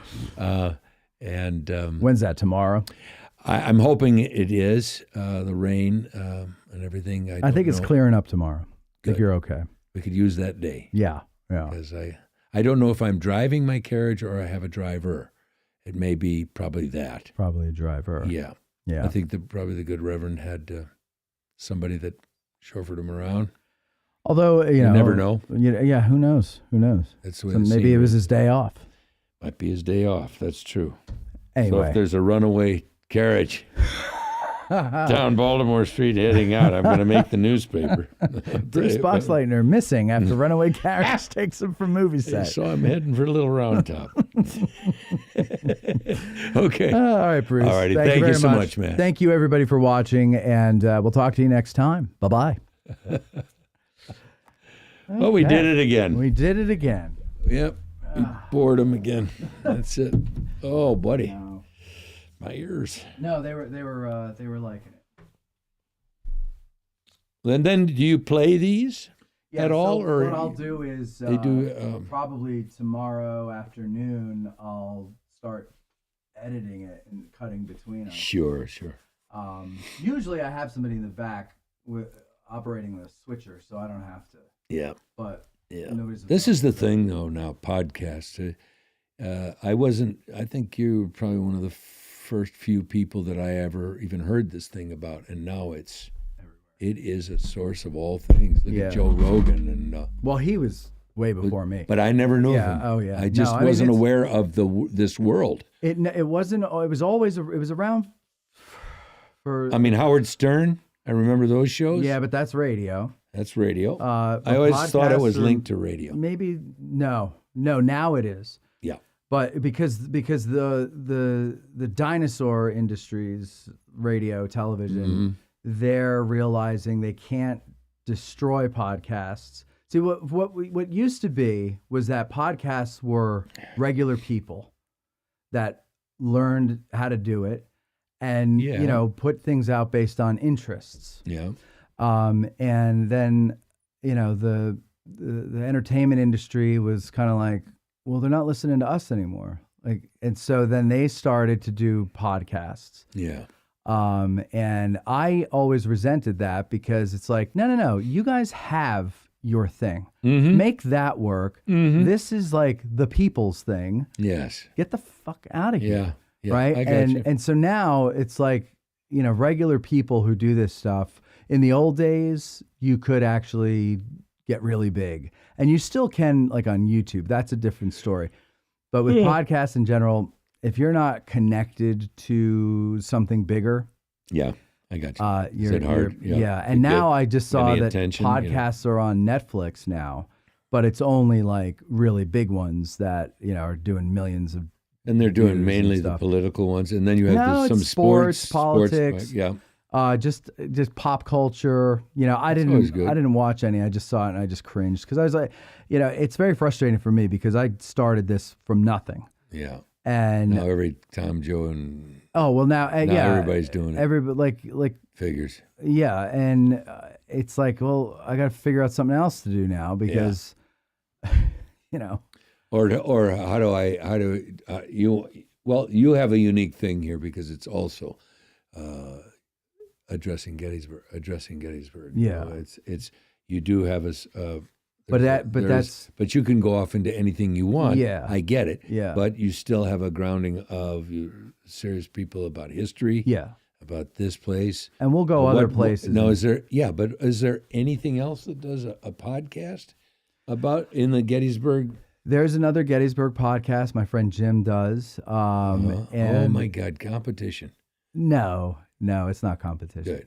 Good. It's two different styles. He doesn't put them out as often. It's a hobby more for him to promote his he's a licensed guide.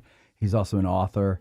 And it's kind of a way to kind of promote that stuff. Oh, I would say so. Yeah, and it works. I mean, like the current thing. Yeah, they have basically our listeners are the same.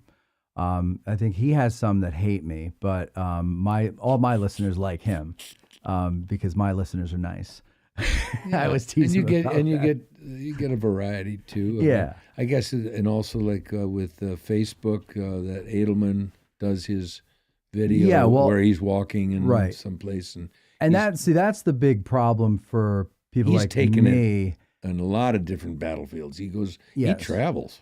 My God. Of course, but he's got $1 million organization behind him. Does he? Yeah, and there's a few local $1 million organizations who finally they saw what I've been doing and they're like, we should be doing that. And so suddenly I got squeezed out of working with them because they wanted to just and so there's the copying which people go, well, imitation, blah blah blah, and I go, nah, it's not because it's vindictive. Like they're doing it to squash me. So that's the bad part of. But that's life. Like, there's somebody who's bigger feels like, it's all about competition. Yeah. So you just keep going. It bugs me, but it's like there's nothing I could do about it unless I win the lottery or some, really beneficent benefactor comes along and is like, hey, kid, I like the cut of your jib. Here's $10 million. Yeah. But then watch what I would just ask, is that really necessary? Because yes, it is. I need, just to keep going. I need people. Yeah, and I need a marketing budget because the only way I can win is marketing. Yeah, and I can't afford to compete with these $1 million people. I hear you. And so and also the workload to keep up the with the way the internet works is you go away for a little bit. It's like you're starting over again when you come back. So you have to so you can take vacations, but you better schedule releases to come out while you're gone. Because if you don't and you take a month off, you're going to have it's not like it's starting from zero, but it is a start over. And so it's exhausting and there's a lot of there's just a lot of behind the scenes. Like I was telling you yesterday, like 98% of the work I do is never seen. The end product is seen. Well, that's why. But the hours and hours I put into just you've editing. got this young guy that can come in and. Oh, me too. Because honestly, off, if he didn't come along, this was probably going to be my last year, and then I'd have to spend the year figuring out what to do next. Gotcha. And sell all the shit, which I could get a pretty penny for. Look at on another whole thing. I mean, look at Bo. Yeah. Bo has found a niche. I'm so happy for him. Yeah, me too. Yeah. Oh, they love him here. He's got a good woman, but he was failing constantly. Couldn't get it going. Had a script, got even shooting.